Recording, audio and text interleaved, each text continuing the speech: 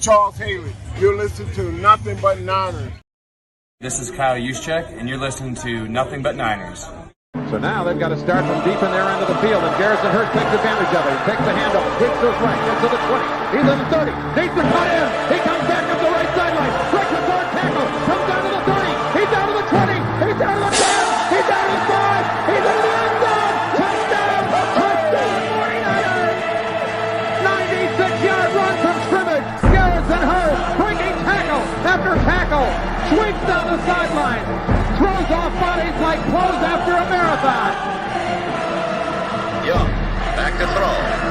In trouble, he's going to be sacked. No, gets away. He runs, gets away again, goes to the 40, gets away again, to the 35, cuts back at the 30, to the 20, the 50, the 10. He died. Touchdown, 49ers. Third down, Alex takes the snap. Alex looking down in post, and it's good. Touchdown! Touchdown, 49ers! It is second down. Ryan takes the snap, throws the slant to the left side. It's Russell intercepted.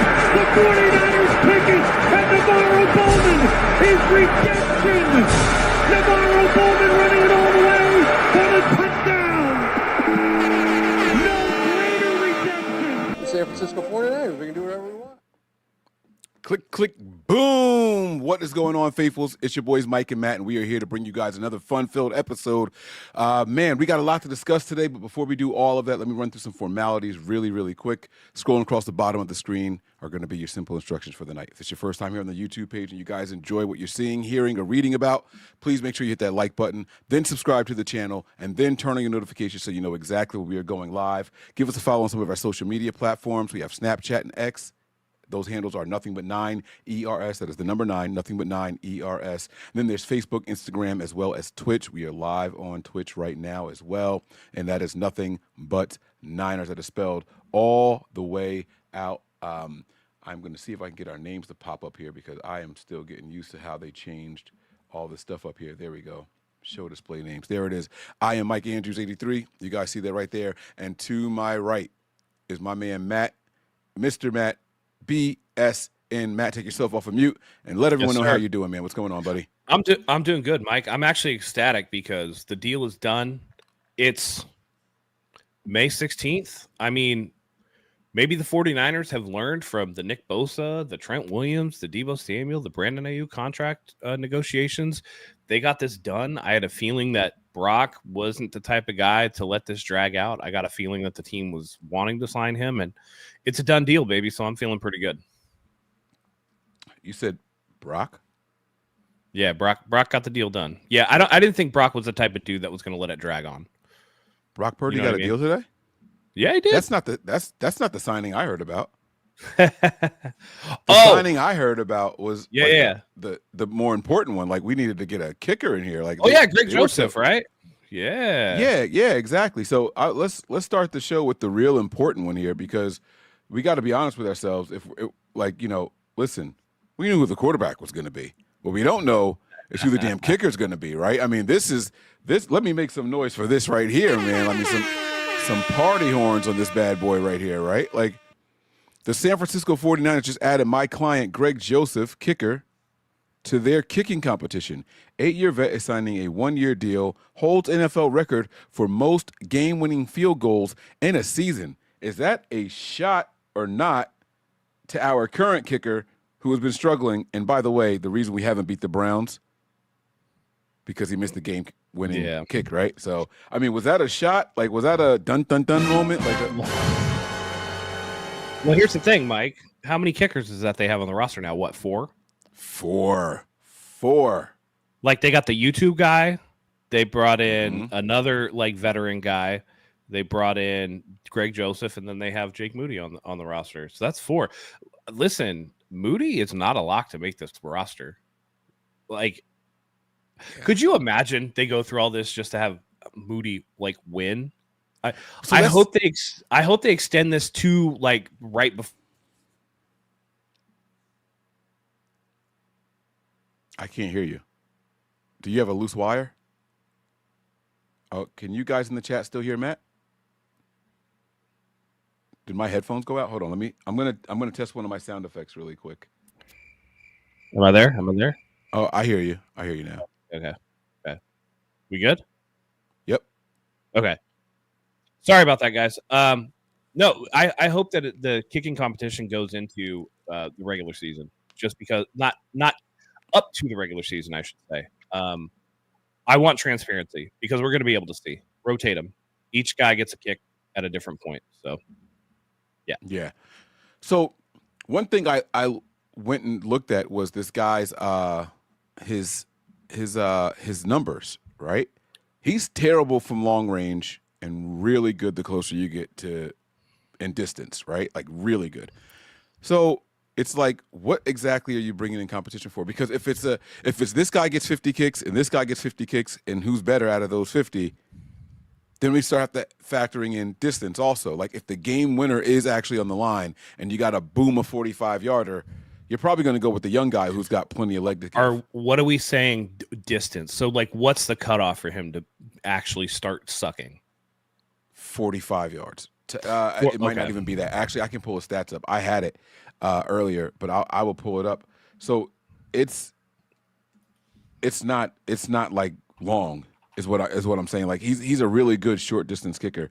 45 might be pushing. I think so. You know how they break it down? Like here we go right here. I can actually share the screen so you guys can see what I'm saying here, and they'll show his career numbers here. How do I share the other screen? Oh, right here. Share this tab instead. Bong. Here it is. So these are the ranges here.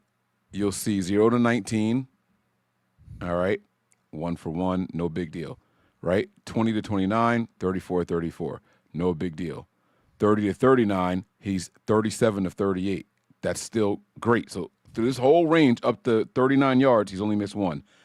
This is where shit gets shaky. 40 to 49, 27 of 38. 50 plus, 17 to 30. You see what I'm... So, like, once you cross into the 40 range, and that's barely an extra point. Isn't an extra point 32 yards? 35? 30... Yeah, it's like 32 yards, something like that. Now, what's Moody on those kicks? That's going to be the big comparison. Let's take a look here. He doesn't have a lot to go off of, but 0 to 19 doesn't happen. 10 of 17 is real bad, brother. You think 10 of 17 is worse than 17 of 30? No way. No. Go back to the other guy. I don't think was he 17 of 30? I thought that's what it was. Hold on, let me see. I thought it was 27 of 38. You look. 40 to 49. Oh, it was 50 plus. That was 17 to 30. Okay, I'm confusing the column. Which is still better than Moody's 6 to 12, by the way. I just want to tell you. You got a calculator over there? We can do these numbers. I do. Let's do what he does from 40 plus. So do 68, and then it's 44. So he's 44 of 68. What's that percentage? 44 divided of 68? by 68. Yeah. 64.7. All right, so 64.7.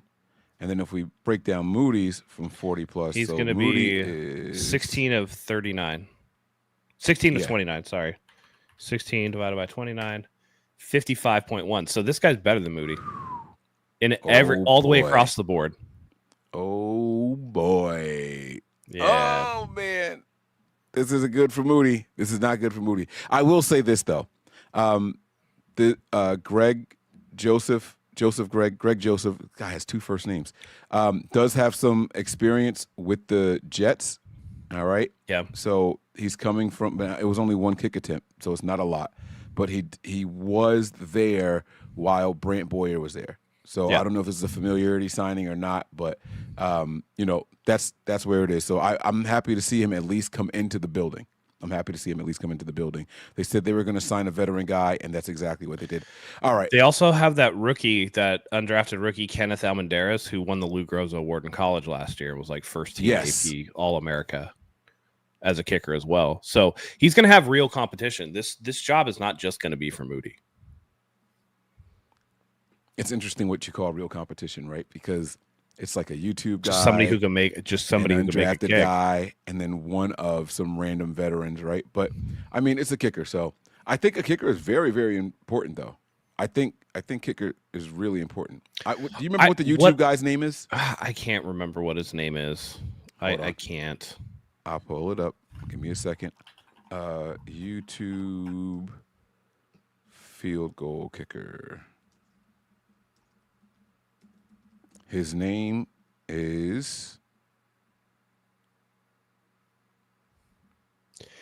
There was a guy that they were attached to like a YouTuber. It's not Kaden Novikov. That's not it. Is that it? Oh, Adam Botkin. Adam Botkin. Okay. Adam Botkin. Yeah, there it is. Yep. All right.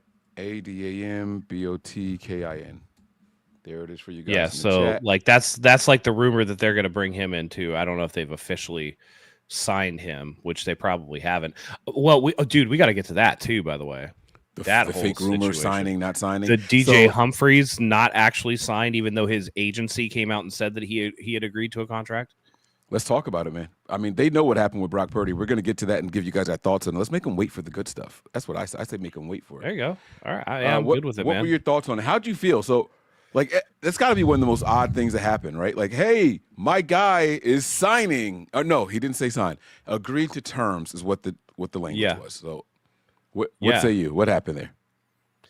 I wonder if he just felt like he needed to actually hold out for something better. Like, what's the rush, right? Like, we've agreed to terms. It's fine. But my thing is, do they sign Andre Dillard if they had DJ Humphries, like, actually under wraps? You know what I mean? When did they sign Dillard? Because that happened not long after the announcement. A couple days. I wonder if they felt like, and who knows, right? Like, what if, because Humphries was coming off that major injury, what if like the 49ers kick back his physical and don't want to like tank his chances, so they just didn't say anything? Yeah, but he's 2 years removed. I mean, like if you're not good, then don't waste time. You get what I'm saying? Well, but you know, it's like it was a knee. What if it's like starting to become arthritic, something that might not necessarily hurt you right now, but that the 49ers don't like? And then you know how it is. Different teams, one team will pass a guy on a physical, another team will fail him. Different doctors, different standards. It's hard to just say like if you're not good, then don't whatever. They could have seen something that they don't like and then just been like, yeah, we can't really take that chance, and then went in a different direction, right? Because Dillard is young. Dillard's like 26 or 27. So I don't know, man. I feel like there was something there's a missing piece of information, but the fact that the agency announced it, and then it turned out not to be true, tells me that it was something on the 49ers side and not on the player side. Well, no, it was true. It was true. So I'm saying like the 49ers didn't announce like, hey, we're signing DJ Humphries. Oh, his agency, the DJ Humphries agent and their agency announced that they had agreed to terms with the 49ers. Well, but same thing just happened with Greg Joseph, right? Like, so his agent and agency is the one that made the announcement, and everyone took wind of it. But we would have seen in like the 3 days afterwards, like Adam Schefter announced today, and Brock Purdy's agency announced today that he signed a contract, right? The 49ers haven't announced anything, and they won't until he signs pen to paper. That's how they always do this. Same thing happened with George Kittle like last month. It's been 9 or 10 days since that DJ Humphries announcement was made, and there's been nothing on the 49ers end. It's crickets, which tells me that the team has decided that they don't actually want to sign him at this point. That there's like a rescinded offer. He's also gone and worked out somewhere else, right? Isn't he working out with someone else now? Like that's what made everyone say, wait a minute, what the hell is going on here? Hold on. Yeah, he's working out with the Giants. Yeah. That's no. Oh, wait, is this from 2024? I swear. Oh, no, wait. Was it a wide receiver that we thought we signed? Yeah, Gabe Davis was the one that we thought we signed, and he went to work out with the Giants. No.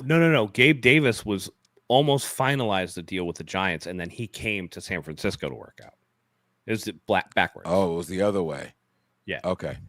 All right. So then NFL Combine. I'm trying to find. I thought I saw something about Humphries working out somewhere, because what happened was there was this NBC Bay Area article by Matt Mayoko that came out and said, by the way, the Niners have not signed Humphries yet.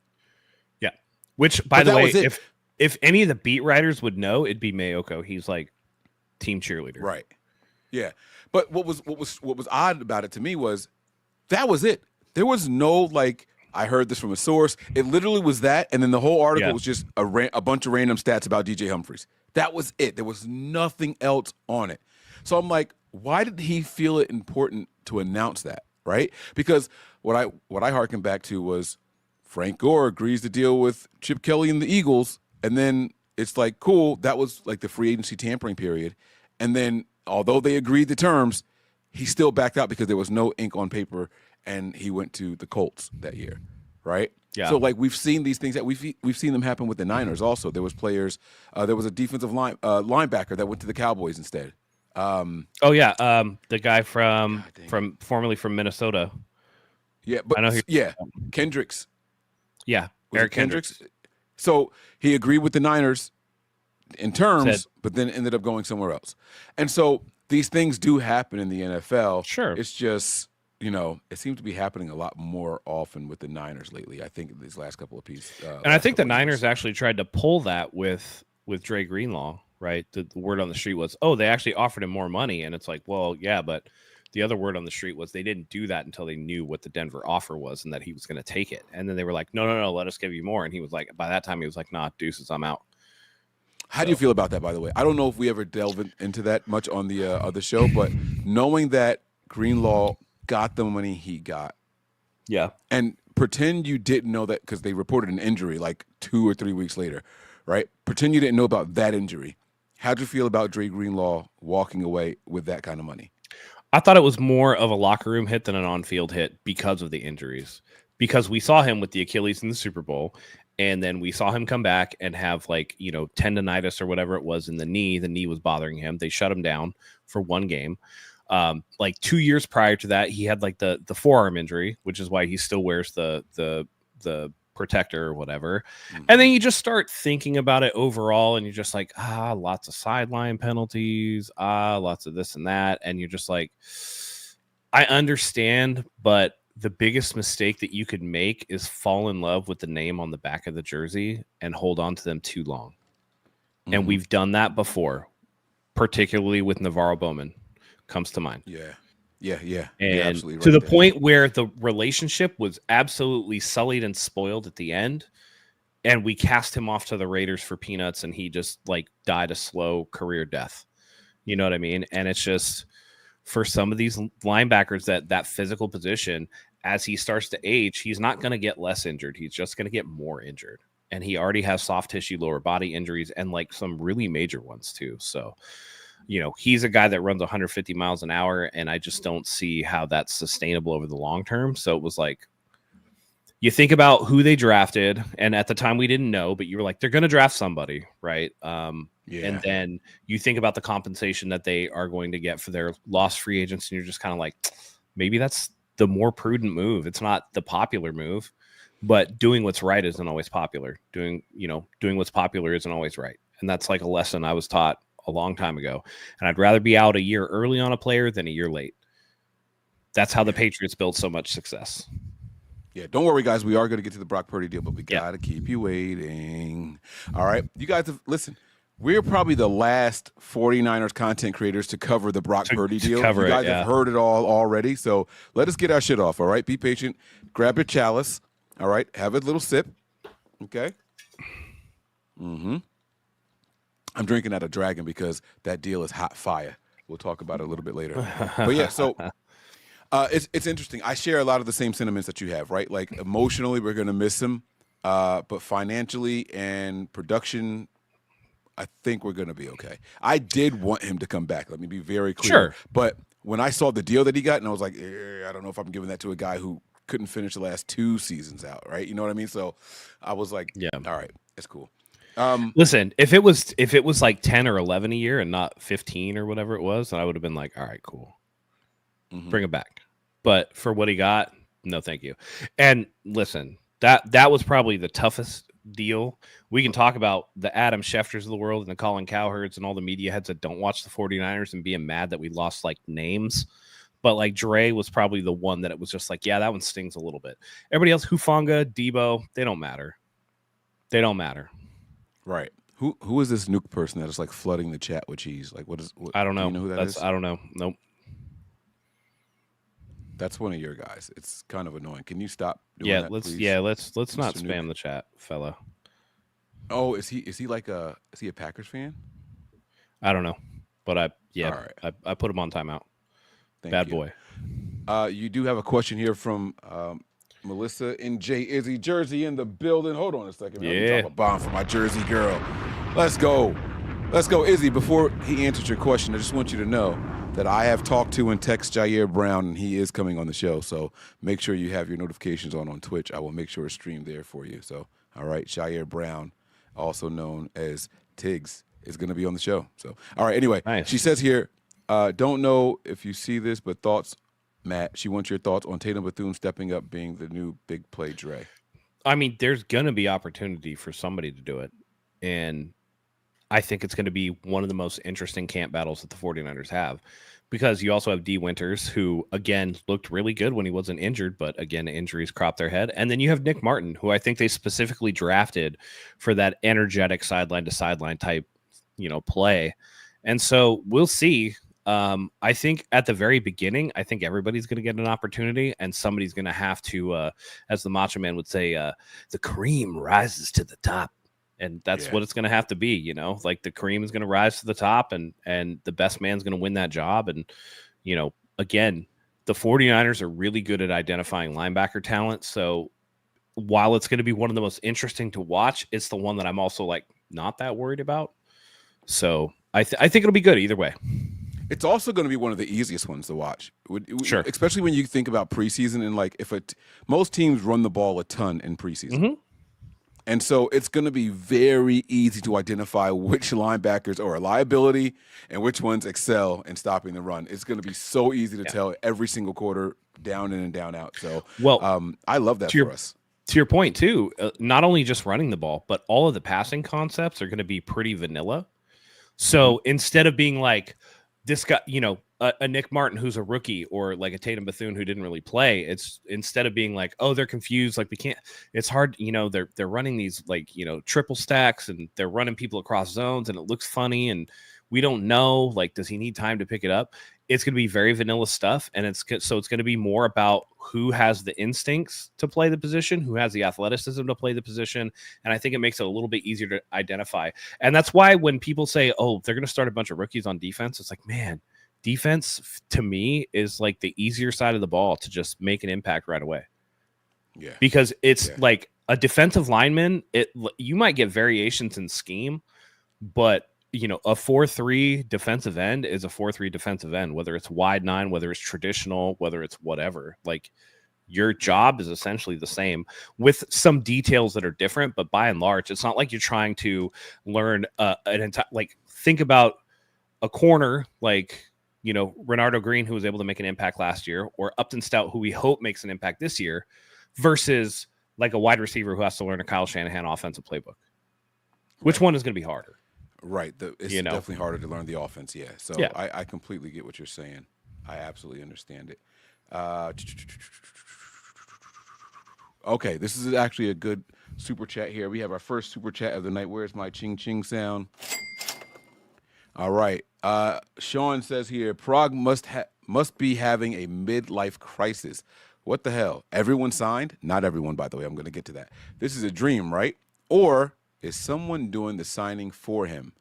Usually, this has to stretch into October. Who was taking DJ's place? And I think he's talking about DJ Humphries. So I'm glad that he said that, because I wanted to go back to the DJ Humphries thing, but I didn't want to backtrack. So I was like, you know what? Never mind. I won't bring it up. And then Sean must be reading my mind. We are kindred spirits or something. We're connected here. So let's start with the last one there, right? The Niners really didn't do a lot to address the offensive line.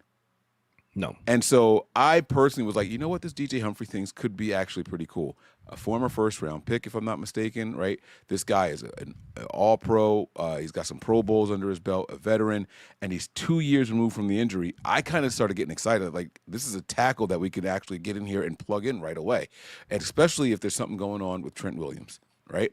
So then we hear the. Why do the people news. think something's going on with Trent Williams? I've been confused by that. Like somebody else said it too. Like a content creator was like, "Oh, I'm convinced like Trent Williams is going to retire," and I'm like, "Dude was just at voluntary OTAs. You don't do that shit if you're going to retire." That is true. I do agree with you, and I don't know. Okay, so I wasn't going to mention it, but I'm going to say it. Actually, I know what I'll do. I'm not going to say the person that posted it because I thought it was one of the dumbest fucking tweets I've seen in a long time. But it was DJ Humphries is probably waiting in the balance to see what Trent Williams is going to decide to do. And then I like that first part, but then it went on to say Trent Williams probably doesn't want to play for the 49ers after losing a child, much like Javarius Ward last year. What the fuck does that have to do with anything? Like that's the one. That's the one that I saw too. It's like, dude, yeah, like what?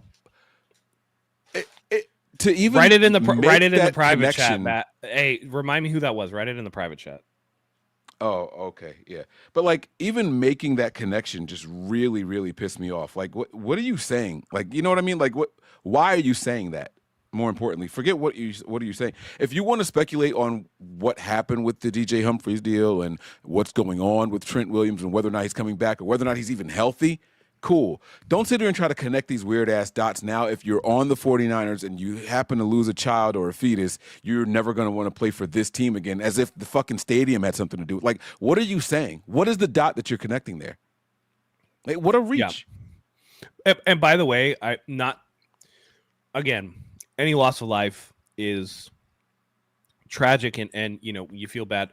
But, like, let's not pretend like having a child in your life, watching them grow for well over a year is not like heartbreaking to lose that child, as opposed to, yeah, like, you know, your wife has a miscarriage or something like that, which is also tragic. But I can tell you, like, again, it's your child is there. Your child, you've held your child, you've kissed your child, you've fed your child, you've changed your child, you've bonded over the course of however long. It's different. It is different. Mm-hmm. And that's not to minimize one over another, but it's just a different situation. To try to equate the two is pretty gross. Yeah. It's fucking disgusting. Oh, yeah. No, yeah, I'm not a big fan of said tweeter. Right. Yeah. And that's the other thing, too, that made me mad. Like, why are you even showing me this shit? Like, I was almost mad at my other people. I don't have a Matt rant, but I do have this.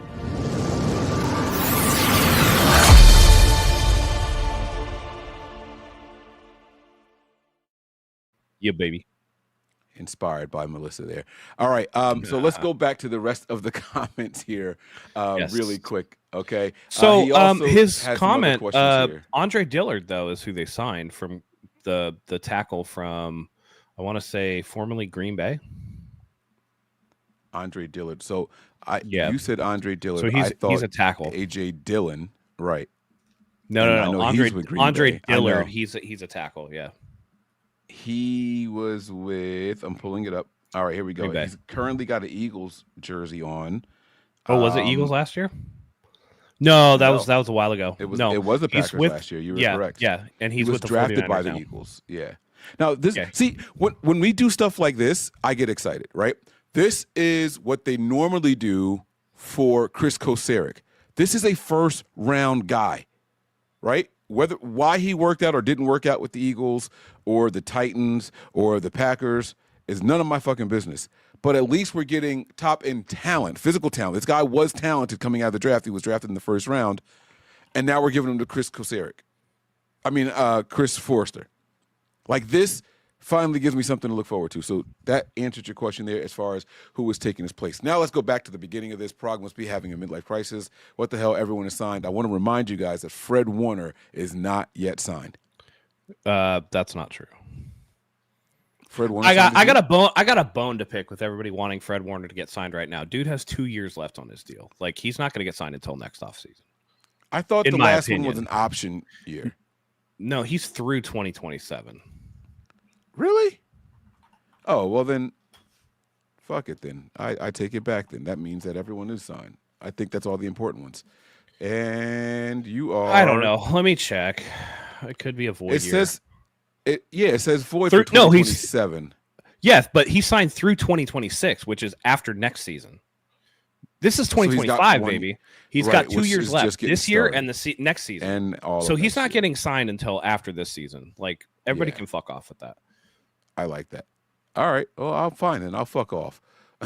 No, I mean, no, I know, just, I know. I'm just everybody's jumping the gun, and it's like Fred Warner's next. Like one of the aggregators put out like, oh, sources say the 49ers are working on Fred Warner next, and it's like, who the fuck is a source? Common sense that they're eventually going to try to rework a deal with him. Is that like the source? I don't understand. And I look at it and I'm like, he signed through 2026, and who that's going to be his age 30 season. Who knows what they're going to want to do at that point? So like, right, cool your jets, like. Right. It's not like he's going to be. It's not like he's going to be a pauper this year. His cap number is $29 million fucking dollars. You know what I mean? So like, he's making money. Yeah. I'm with you. He is happy right now. You know why I think people are focused on that?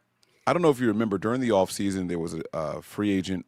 No, it wasn't a free agent. It was Myles Garrett, and George Kittle and Fred Warner kind of like tweeted with each other about, oh, we'll make space for you from our next contract negotiation. And the other person was like, hey, speak for yourself. Like, he's not getting money out of my contract type of thing. Yeah. And I think that's when it all started. Like, it was like the volunteering of one person's new money and then the other person saying, no, fall back. And so that's probably where it started with the whole Fred Warner's getting a deal this year.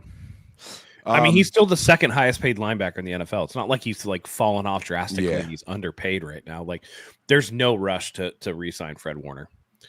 I agree. And by the way, the more deals that you sign right off rip this year, you add to that stack of $80 million of dead cap that the 49ers have, because you have to pay. Like, Brock Purdy's going to get an immediate signing bonus that's going to like hit the cap. It's not going to be 53, right? But it's going to be something. And so, like, save some of this shit for when that 80 million comes off the books next year. Right. Yeah. I got you. Because there's no rush. Who's after Warner? Well, no, it should be free agents because our team is getting quickly diminished. You know what I'm saying? No, like, but I mean, who currently on the 49ers needs a deal after Fred Warner? Nobody really worth top flight money. Top flight, no. Deommodore Lenoir's already signed. Yeah. Right. Well, Bosa signed. Here comes a little bit of bias. After this season, though, not now, but after this season, it's going to be time for my man, our safety. So you got but I'm his name. Jair Brown. Jair Brown, baby. That's right. Okay, Let's go. But Jair Brown is not going to make he's not going to make the highest money of a safety in the NFL. Like, let's be honest about that. Right, and neither would a Juwan Jennings. I see them saying Juwan Jennings in the chat. Like there's no one that's going to break the bank or come in at top 5 at their position, respectively, and respectfully. Yeah, Juwan Jennings won't even make top 10 wide receiver money. Right. We love him. He's a dog. Don't get me wrong, but like he is overachieving because of how hard he works. Juwan Jennings would get like a Kendrick Bourne type of money. He ain't getting Justin Jefferson money. He ain't even getting Brandon Ayuk money. Right. He ain't getting Debo money. Nope. Not getting none of that. All right. And I think he knows where his bread is buttered too, by the way. Exactly. Yeah. I don't think he's looking to go anywhere if he doesn't have to. Looking to the overall purpose of this super chat, though, we're getting deals done relatively early, Matt. What are your thoughts on that, man? A bit of a change for the 49ers. Yeah. Well, if you look 2 seasons ago, it was Debo, it was Nick Bosa. Those dragged on a long time. Bosa held out into the regular season, wasn't as effective or whatever. You go to last season and you have Brandon Ayuk who held out, and you had Trent Williams that actually wanted to rework his deal, and that turned into a distraction. Both of those players got injured and missed a bunch of games. George Kittle comes out on in some interview, I can't remember where it was, talked about, I'm so glad that there's no like contract drama this year. Like, we can just go into the off season. So the players are hearing the noise. And I think after 2 straight seasons of just contract drama, they were just like, enough with this shit. Like, let's just get it done. Because it wasn't just Purdy, it was Kittle too. Like, Kittle was done a couple weeks ago. And they're just like, all right, enough of this. Like, let's just do the contracts and just get it out of the way. And it probably helps that Kittle and Purdy are probably 2 guys who are maybe easier to negotiate with or like work with, and that could be a possibility as well. I think it's circumstantial. I think tight ends in general just aren't hard to negotiate. So it's a position that doesn't take up 10% of the cap space. You know, it doesn't take up 5% of the cap space if you pay him at the top of the market. So it's not that big of a deal. Yeah. And then Purdy, we'll get to the Purdy part, but I just don't think either one of them, like you said, are hard to negotiate, but maybe for different reasons. Joey has a really good question here. Yeah. Oh, wait, really quick. My thoughts on getting the contracts done early. I think the Niners are learning as an organization. I really, really do. I think we've seen some changes happen these last season or two, and I think they're learning as an organization. One of them being we don't have to be the last to pay our extend our players, because all it does is make us have to pay a couple million more a year and each year. And it's ended up costing us, and the distractions and all that stuff. We have to remember that this is the first time this regime has been together. This is the first time for all of these guys doing this. Prague has been around for a while. Let's be clear here, right? But this is the first time this front office, like if Matt, you've been your profession is a little bit different. But when they give me an assignment at my job and they give me a deadline, I'm never turning it in at the deadline, but I know I'm going to turn it in a couple of days before the deadline. So if they have any changes they want me to make, I'm going to do that. But if you extend my deadline by a month, I'm still going to turn it in a couple of days before the deadline. If you give me a month less, I'm going to turn it in a month sooner than what I would have. You get what I'm saying? It's gonna be turned in a certain amount of time before the deadline, and I think that's what Prague maybe have been doing. We need to get this done before the season starts, or you know what I mean. So now, all right, I'm going to finalize it right before the season starts, and then if they don't like it, all right, we'll come in there and we'll tweak some shit. Now it's like, hey, new deadline, get this shit done before OT or the mandatory minicamp starts. You know, like now all of a sudden it feels like they're doing something a little bit different. I also think that you run into injuries and ineffectiveness because you don't have guys where they're supposed to be on time.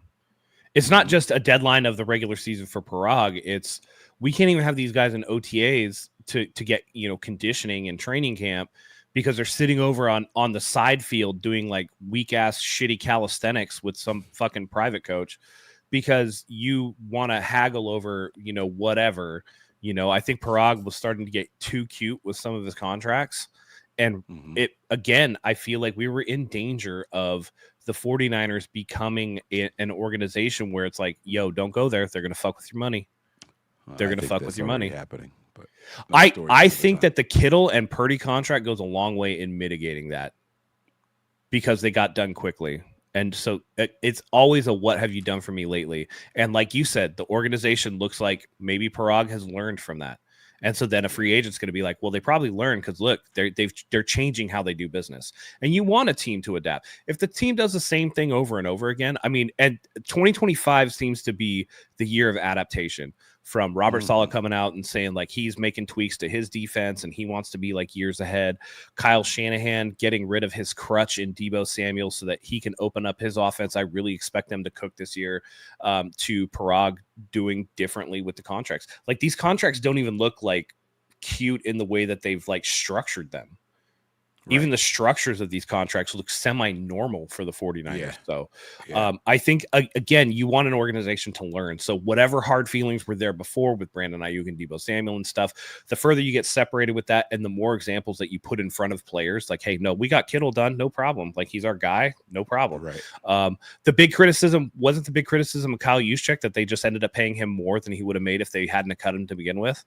That's what they said. I don't know how true that I don't know if that's true, but if that's the word on the street, that hey, look, they brought back their guy. Like they let him try to go out and get what he was worth. And then when he didn't really have a market, or you know, he decided to come back for a little bit more, and the team was like, yeah, come on back or whatever, right? They're gonna do it with Purdy. Like, look at Purdy, they got him done, whatever. It is, you know, it is what it is. Right. Dang, there's some Juszczyk hate in the chat, but it was an extension of good faith too, you know what I'm saying? So It happens, man. But I like what you say, and even down to the draft, I think they tweaked their mindset a little bit even there, right? It wasn't best player available or draft off of needs. It was clearly a combination of both. Yeah. And even the openness with how they talked about, and we thought about trading up for Michael Williams, but we couldn't get any takers, right? So we were kind of stuck, and we were just pacing, and then we ended up getting our guy. Yeah. And then we had two offensive linemen or two offensive players in mind for our second or third pick. I don't remember which one it was, but they came off the board, and instead of going for the same position, then we went back to who we had ranked and where they were, and it just happened to be defensive players. It was not our plan all along to go for 5 defensive players in a row. Like, just them being that open, discussing it, and knowing that, okay, we're not just going to go and get that position like I've seen them do in years past, and we're not just going to set our board and go BPA like we've seen them do in years past. This was a living, breathing thing, and that's how they're supposed to do the draft, I think. So it's good to see. Unfortunately, maybe fortunately, it took 8 years, but this is the year of change and reckoning. So I like it. Absolutely like it. Sure. Joey says here, any correlation to the 49ers getting an influx of cash yesterday, Purdy signing today, and maybe wanting to sign him before their Dwight Clark legacy event on Wednesday? No. Okay, that's it. I agree with you. Honestly, they're getting the stadium ready for the Super Bowl and the World Cup. They're putting hundreds of millions of dollars into renovations into Levi's Stadium. You have to make that a liquid investment because you have to pay the construction people up front. This is a way to get some of that money back right off rip. They sold 6% of the team for probably between $500 and $550 million. They also have a lot of money over in Europe with the soccer team. The Yorks are also multi-billionaires multi-times over. They're not hurting for money. This is more just like coincidental. And the soccer league just got bumped up to the big league. Did you see that? Yeah. Yeah. So I think this is less about it. I think it's more coincidence than anything else. I think that the influx of cash is more about keeping the 49ers money with the 49ers and separate from like the soccer investments, and about getting it ready for the World Cup and doing all that stuff. Because let's be honest, like Levi's Stadium, pretty good. There's some opportunities for improvement. Obviously, they won't be able to put in a roof, which sucks because of the flight path of the stadium. And it's not even, by the way, most people don't know this, it's not even the regular flight path of the stadium. It's when weather's bad and they have to flip the runway. That's the issue. So it's when it's the opposite direction. And because football is a fall sport, fall and winter, it's more likely that it actually happen. makes sense. It's more, that's when it's going to happen. So, and again, who knows what type of hidden investments that they're going to have. That Great America is closing, and I can almost guarantee you that the team is going to want to do something with that land. That lot. Yeah. Right. So, who knows? All right, here we go. Another super chat here. What do I play for the second one? Let's do can't believe you did it twice. Say what? No, Matt, you're wrong. Just kidding. I'm being a jerk. Jesus is still working on me. I think they are also saying what we will pay instead of letting the market dictate it. No more kitty footing it. No more pussy footing. I mean, okay. But did they? Like Kittle got the biggest tight end money, and Kittle wasn't going to take anything less than that. And it's not like Purdy is debatable whether or not anybody else would have given him 50. I mean, well, I think other teams would have given him what the 49ers ended up paying him. What he wouldn't have gotten like Dak Prescott money on the open market, that's for sure. But if you traded Kittle to another team because he was unhappy with his contract, I guarantee you another team would have given him the same contract. Yeah, he would have been the highest paid. He would have been the highest paid tight end. I think we have made them wait long enough, Matt. Oh, wait, nope. There's one more here. Okay, I'm running out of things to play here. Hold on. I should have played that last time because he actually had JK in it. He says, I like that Matt puts people on timeout. Ha ha, cheese whiz head. Ha ha, packing more than cheese. Oh, God. I'm actually glad I played the joke sound. Is he back? Is the cheesehead guy back? No, he hasn't done anything. Oh, okay. You put him in timeout. You didn't block him, right? Like you just put him. No, I put him in timeout, but I think that was enough to get him out. Sometimes with the trolls, all you got to do is put him in timeout, and then they just take off and go troll somebody else. Awesome sauce. Awesome sauce. All right, guys, this is the news that you all have been waiting for. Ladies and gentlemen, boys and girls, the San Francisco 49ers have done it, man. Let's sound the alarms. They've done it. They got it right. Or maybe some of you, they got it wrong. But the San Francisco 49ers have gone out and they have extended their quarterback, Brock Purdy. There's the ticker going across the bottom of the screen. The 49ers and quarterback Brock Purdy have agreed to terms on a 5-year, $265 million contract extension. Ladies and gentlemen, round of applause. Let's hear it. The Niners did it. It didn't take until September. Or if you dislike it, the boos. I get that also, I guess, maybe for some of you guys. I don't know. Right? Okay, enough of each. All right. No, no extra booze. Matt, We got to talk about it, man. We don't have a choice. We have to break this thing down here. Let's show the first tweet that I saw that reported it, and that was this one here. Oh, I got to take the little wrap off. My bad. This is the first tweet that I saw. It was from Tom Pelissero, and he said what's going across the bottom of the screen. Actually, I didn't take the thing off yet. The 49ers and quarterback Brock Purdy agreed to terms on the 5-year, $265 million contract extension. His agent, Kyle Strongen of Range Sports, tells NFL insiders. All right, Purdy gets $161 million in total guarantees, including $165.5 million in the first 3 new years of the deal that runs through 2030. Matt, what are your thoughts, man? I'm glad they got it done. And I think that this is a remarkably team-friendly deal. I think that this is less than what I was expecting. At some point or another, I was expecting $56 million a year. Not getting Dak money, but I thought that Josh Allen really put the new cap on the market. I thought he couldn't exceed what Josh Allen got, so like 55 was like kind of where I was at. And you look and like Jordan Love makes 55 a year, and he's dog shit. So I was like, man. It's hard to pay him as much as Josh Allen, but also Jordan Love is sitting there making the same money. So, but it ended up being 53 per year annual average value. That really doesn't matter in the contract grand scheme of things. My big thing is like the total guarantees, not as much as I was expecting. You know, it looks like this is essentially a 3-year front loaded deal with the ability for the team to get out.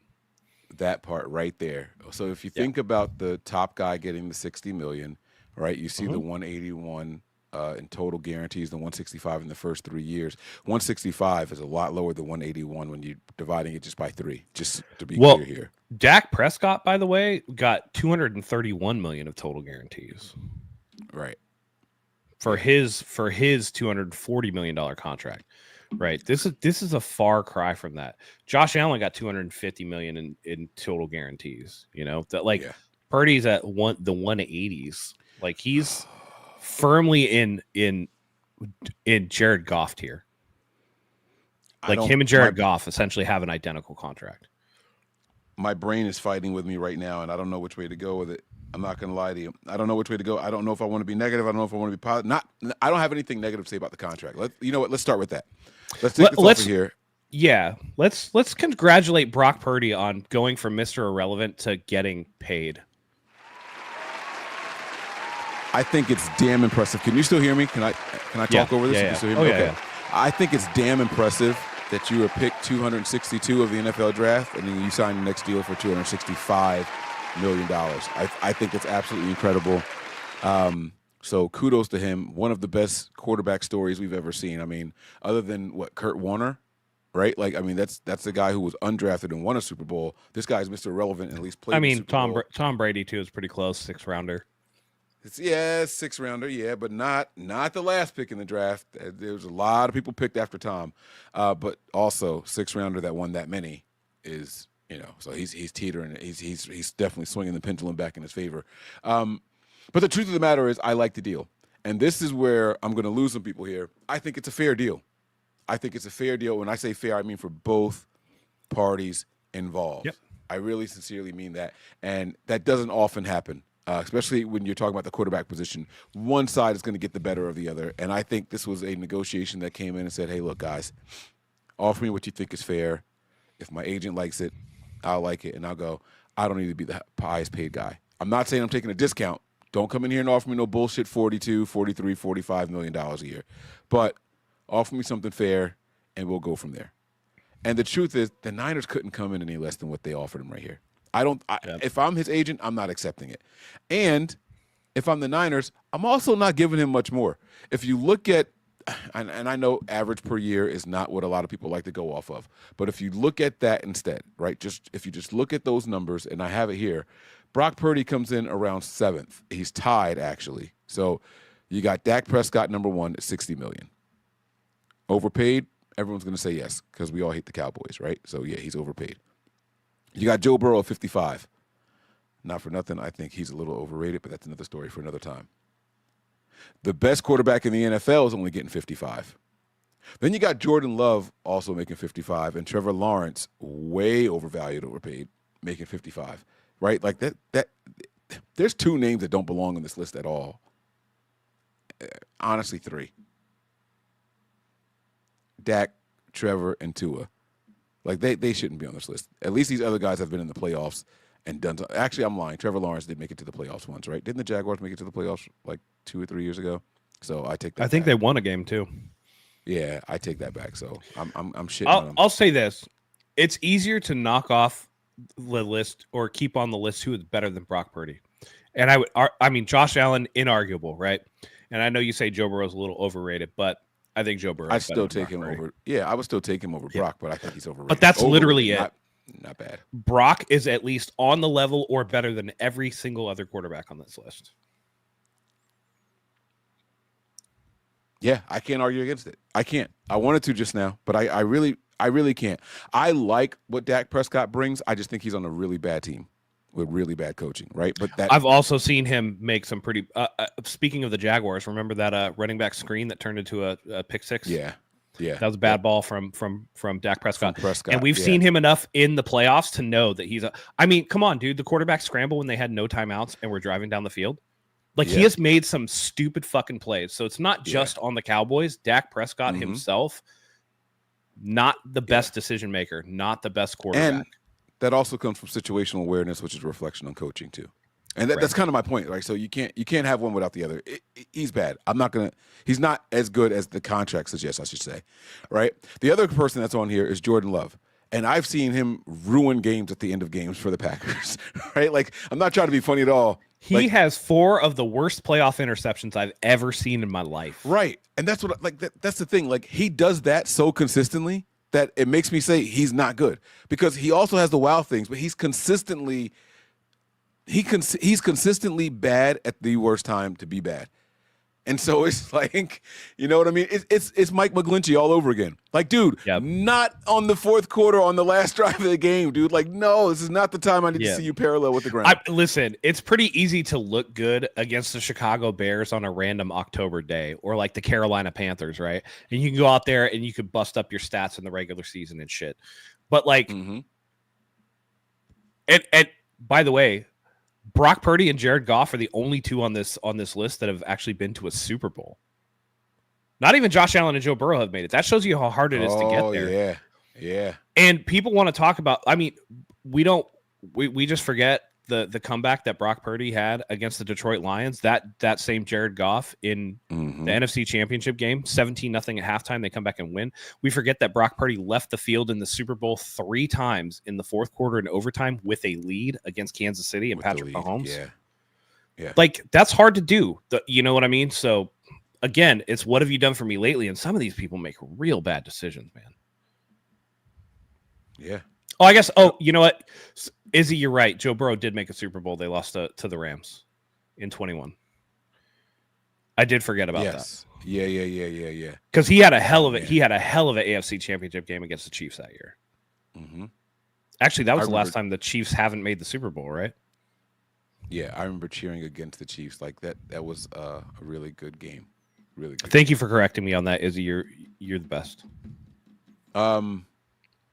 So when you look at this list, though, right, Matt, that's kind of what we were getting to here.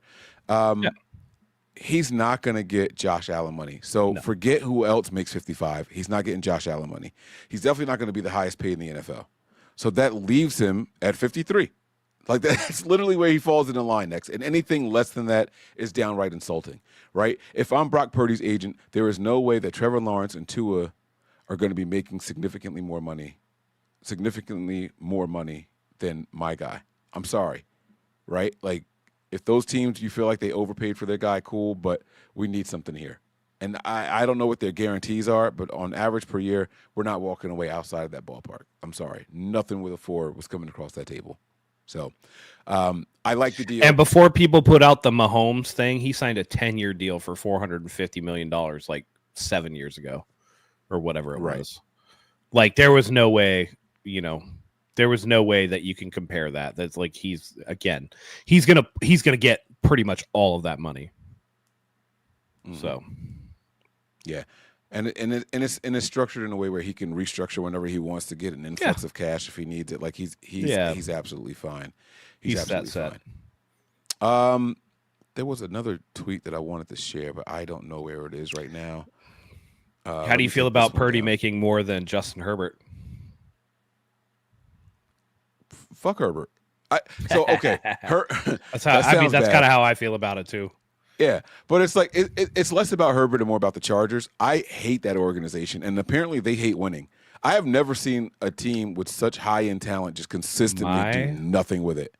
My wife absolutely loathes the Chargers, mainly their owner, the Spanos family, for taking him out of San Diego, and she absolutely adores every bad thing that happens to that franchise. She celebrates. She's got great taste. She's a Dolphins fan, right? Yes, but she also hates the Tua contract. She thinks Tua is a bum, and she's absolutely correct on that too. She knows ball, man. She knows ball. That's for sure. Shit right there. You know whose name I was surprised to not see on that list? Jalen Hurts. I don't know why I thought he was making more a year than that. I don't know why Jalen Hurts wasn't on that 51 list. 51 for him. Yeah. It depends on when he signs his deal. And that's like the great thing that I think about the Brock Purdy deal is that he got the Tua and Trevor Lawrence, essentially their contract, but like a full season afterwards. And I was right, by the way. No. Tua in golf. You mean Tua in golf? No, Trevor Lawrence. Like he essentially got, I mean, in terms of like he got a more friendly deal for the 49ers than Trevor Lawrence got for the Jaguars than Tua got for the Dolphins. Oh, yeah. And he got it a full season afterwards. Right? Because I'm looking at it as like, is he better than Trevor Lawrence? Fuck yeah, he's better than Trevor Lawrence. Like, that's not even a question in my mind. That he has played better NFL quarterback than Trevor Lawrence ever has. And by the way, it came from much less heralded beginnings. Mm-hmm. You know, Trevor Lawrence, part of that infamous 2021 draft class where they essentially everybody's a bum in that class. Right. You know, and so to Brock Purdy coming in the next year and then, you know, takes a deal that's more team friendly the season afterwards. Like we didn't see that with Ayuk, right? We always talk about, man, if the 49ers would have just signed him in February or whatever, they could have saved like $3 or $4 million per season on his deal. And now Brock Purdy, and I was right on that, by the way. I told everybody, dude, Brock Purdy, he's like one of these like true faith guys, a Christian guy, whatever. He's not going to hold the team up for $60 million. And people are like, if I'm his agent, I ask for every fucking dollar, blah, blah, blah, blah, blah. No, I was right, guys. Like he's like, it's rich enough. It's not a disrespectful offer. And now we have wiggle room to like keep good people on the team. Like that's exactly how I thought this was going to go. This is one of the first comments I saw in the chat tonight. Like, I don't even know if we had hit start yet, if I'm being honest. And Nick Donald says here, he ain't worth what he got. There wasn't one team in the NFL that was paying him that much money for a guy who had one really good season with the Avenger team. He can't even hold on to a wet ball. Well, I know who this guy's favorite 49ers content creator is. There are some truths in here. I hate watching. I hate watching him in the rain, any bad weather. I can't stand it. Mike, I was in person in pissing rain when he beat Tom Brady 35-7. I was literally at that game. And he did just fine. I still hate to see him in bad weather. Who plays well in rain other than the biggest arm quarterbacks in the league? Everybody plays like shit. Burrow plays like shit in the rain. Freaking Herbert. Well, no, Herbert doesn't. Like, you got to get to Josh Allen, Patrick Mahomes, Justin Herbert level of physical talent to not be affected by the weather. Jalen Hurts plays like shit in weather. Kyler Murray plays like shit in weather. You know, Matt Stafford plays like shit in weather. Like, that's the whole point of weather. It makes it narrows the talent gap and makes everything a much more sloppy and you know, contentious affair. That's like the main thing with weather, of course. But go back and watch Jimmy Garoppolo play in the rain and tell me that at the very least, that Brock Purdy's ball doesn't look better than Jimmy Garoppolo's, because Jimmy Garoppolo's would die. It was like he's throwing a bowling ball out there. Go watch it. Go watch the trajectory of his passes, of Jimmy Garoppolo's passes. It's like he's throwing a bowling ball. Everything was short and it would nosedive. It was just the way you said it. Like, look at Brock's ball and then compare it to Jimmy's. Like, nah, I don't want to do that. That's why I said one. I didn't say plural. You did Pause say ball, yourself, sir. Yeah, you did say ball. Well, on purpose. I knew how it was going to go. You're talking to a guy with a vasectomy, so I feel there. Yeah. Okay, but if you went into the vasectomy with 2 and you came out with 1, they fucked your shit up. But you had no problem laughing when y'all made the sign, one ball Mike, in the group. You were there, right? One ball Mike. You remember that when Steve? No. Oh, I thought you were part of the Hive when that all happened. No? I might have missed it. I don't know. 4 years ago, Steve made the little picture. I'm in the wheelchair. What? All I got is one ball. All right, it's all good. It's all good. I'll tell you what. No, I do remember you nearly tearing your hamstring on that kicking competition, though. Yeah, that was pretty bad. that was actually really out there in field. I was running on wet grass. Anyway. So I want to hear from the fans out there right now. Now's your guys' chance. I want to hear what you guys think. Do you like it? Do you love it? Do you hate it? Actually, you know what, Matt? I am learning to do what they call a poll. Go ahead. Yeah, I'm learning to make polls. Bring back up the comment because I want to point this out, and I think this is a very important thing to point out. If you are like this Brock Purdy contract is a litmus test. This is a bar clear for who actually likes the 49ers and who actually just likes to bitch about the 49ers. Ooh. Because if you like the 49ers, you're happy about this deal. If you bitch about this deal, it's because nothing the 49ers do will make you happy. They could win the Super Bowl and you'd be like, they should have won it by like 35. Why was it so close? Kyle almost choked that away. Like, we can all hear it in our head. And we all know which branch of content creators they come from. The content creators that don't even like the team. They just think about the money they can make off of saying the most outlandish, hateful things about the team to generate interest in their content. And this is the litmus test. Dude was going to get paid no matter what. If Brock Purdy didn't get paid here, somebody else would have paid. You telling me the New Orleans Saints wouldn't have paid him? You telling me that some of these QB-starved teams wouldn't have taken a chance? How many fully guaranteed contracts or no trade clauses has Kirk Cousins got? And you're telling me Deshaun Watson, after 26 handy allegations, got a fully guaranteed deal from the fucking Cleveland Browns. And you're telling me a squeaky clean nothing wrong dude with a rub and tug. It is when the person doing the tugging didn't want to do it to begin with, but that's neither here nor there. And I think cosmic karma of him ripping his Achilles twice in a row is kind of on my side with that. But listen, if that guy can get a deal, Brock Purdy was going to get a deal from somebody. Let's just be real. Somebody was going to pay Brock Purdy. Might not have been 53. It might not have been 5 years for whatever. It could have been more in line with Tua's 4-year deal. Tua, perfect example. Can't make it through a season without throwing up gang signs. And he got a deal. And you're telling me Brock Purdy, who's better than Tua, wouldn't have got a deal from somebody? There's not enough Shanahan tree coaches to give him a deal. Right? Like, Tua throws up gang signs? You know some strange shit about quarterbacks, bro. I'm saying that he gets concussed so much that his fingers go into like gang sign poses. Oh, you motherfucker. Yeah, no, dude. I don't know. That is fucked up. I'm just saying, you are dude. A dark dude. Holy shit. I'm just saying. Well, listen, I personally worry about Tua.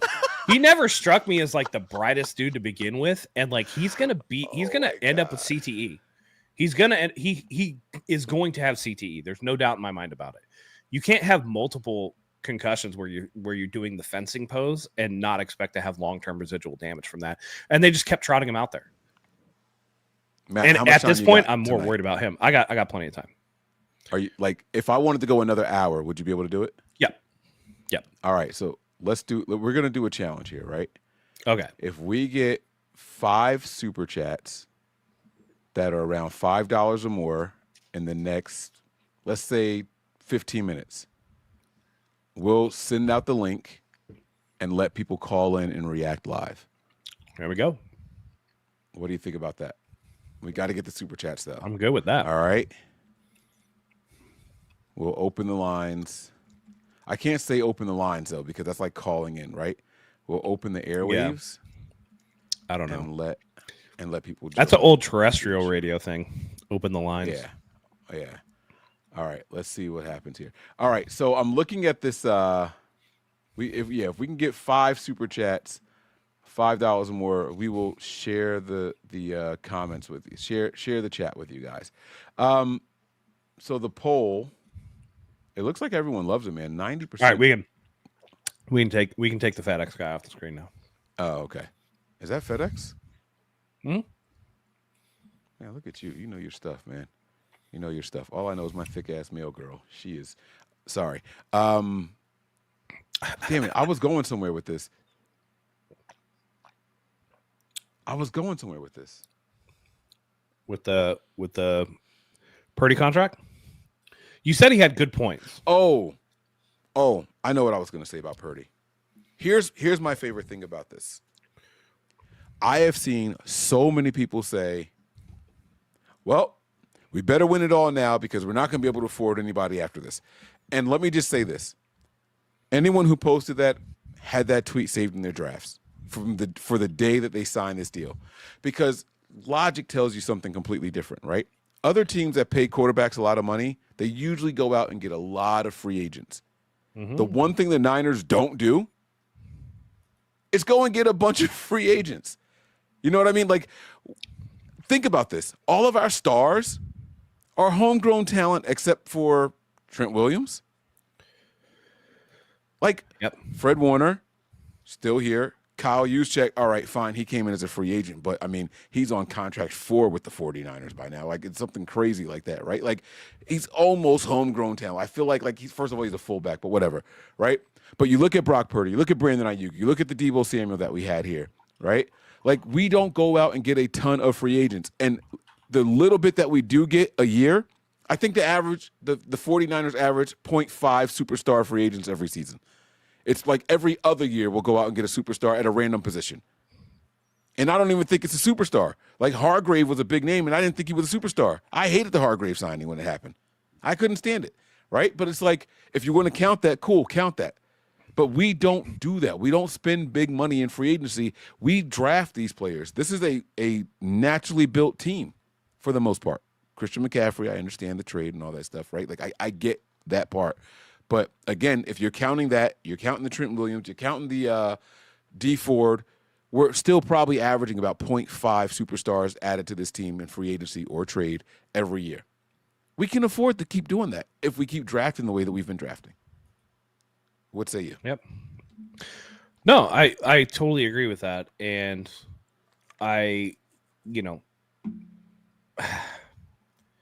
there's a misnomer that you have to win a Super Bowl on a quarterback's rookie deal.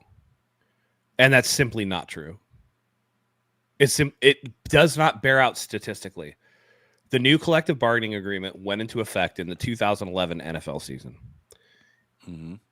Since then, so that's 14 years of Super Bowls. Since then, two quarterbacks on their rookie deal have won a Super Bowl. Russell Wilson in 2013 with the Seahawks and Patrick Mahomes in 2019 with the Chiefs. Every other quarterback has not been on a rookie deal. So these people who are like, the window's closed, they paid him. You don't know shit. You're talking out of your ass, and you just heard it one time and just spew it out. It's a lemmings mentality. You just think, oh, well, they can't. Oh, okay. With Matthew Stafford on a rookie deal, has Patrick Mahomes been on a rookie deal the last couple of years? Jalen Hurts got paid. They just won. Jalen Hurts got paid, and then they were like, yeah, bring in Saquon Barkley. Yeah, let's trade for A.J. Brown. Yeah, let's do all this shit. Like, fuck out. And by the way, the Eagles still had one of the better off seasons in the NFL this season. Like, what the fuck are you guys talking about? Right. I don't know, man. No. It's people. I don't know, man. I'm with you. I think it's just people ready to complain. It's kind of like what you said, the litmus test thing, right? Yeah. I saw people saying Grant Cohn said something, and I was like, look, I'm not clicking any of the shit that Grant Cohn. If the Niners extended Brock Purdy for 5 years and $5 a year, you know what he would have said? That's too long of a contract. Like, it's just something that he was going to fucking. He legitimately was like, they're going to regret this contract. They should keep looking for quarterbacks, and I'm just like, dude, you don't like the fucking team. Well, see, and that's the other thing too, right? You don't like the fucking team. You say one thing and don't even think about what you're saying. They should keep looking for quarterbacks. Guess what? They literally drafted one. Guess what? And they signed brought Mac in Jones. another guy. Yeah, Yeah. They brought another guy that they were considering a couple of years ago at the number 3 overall pick. So what more do you want them to do? You're literally just bitching to bitch.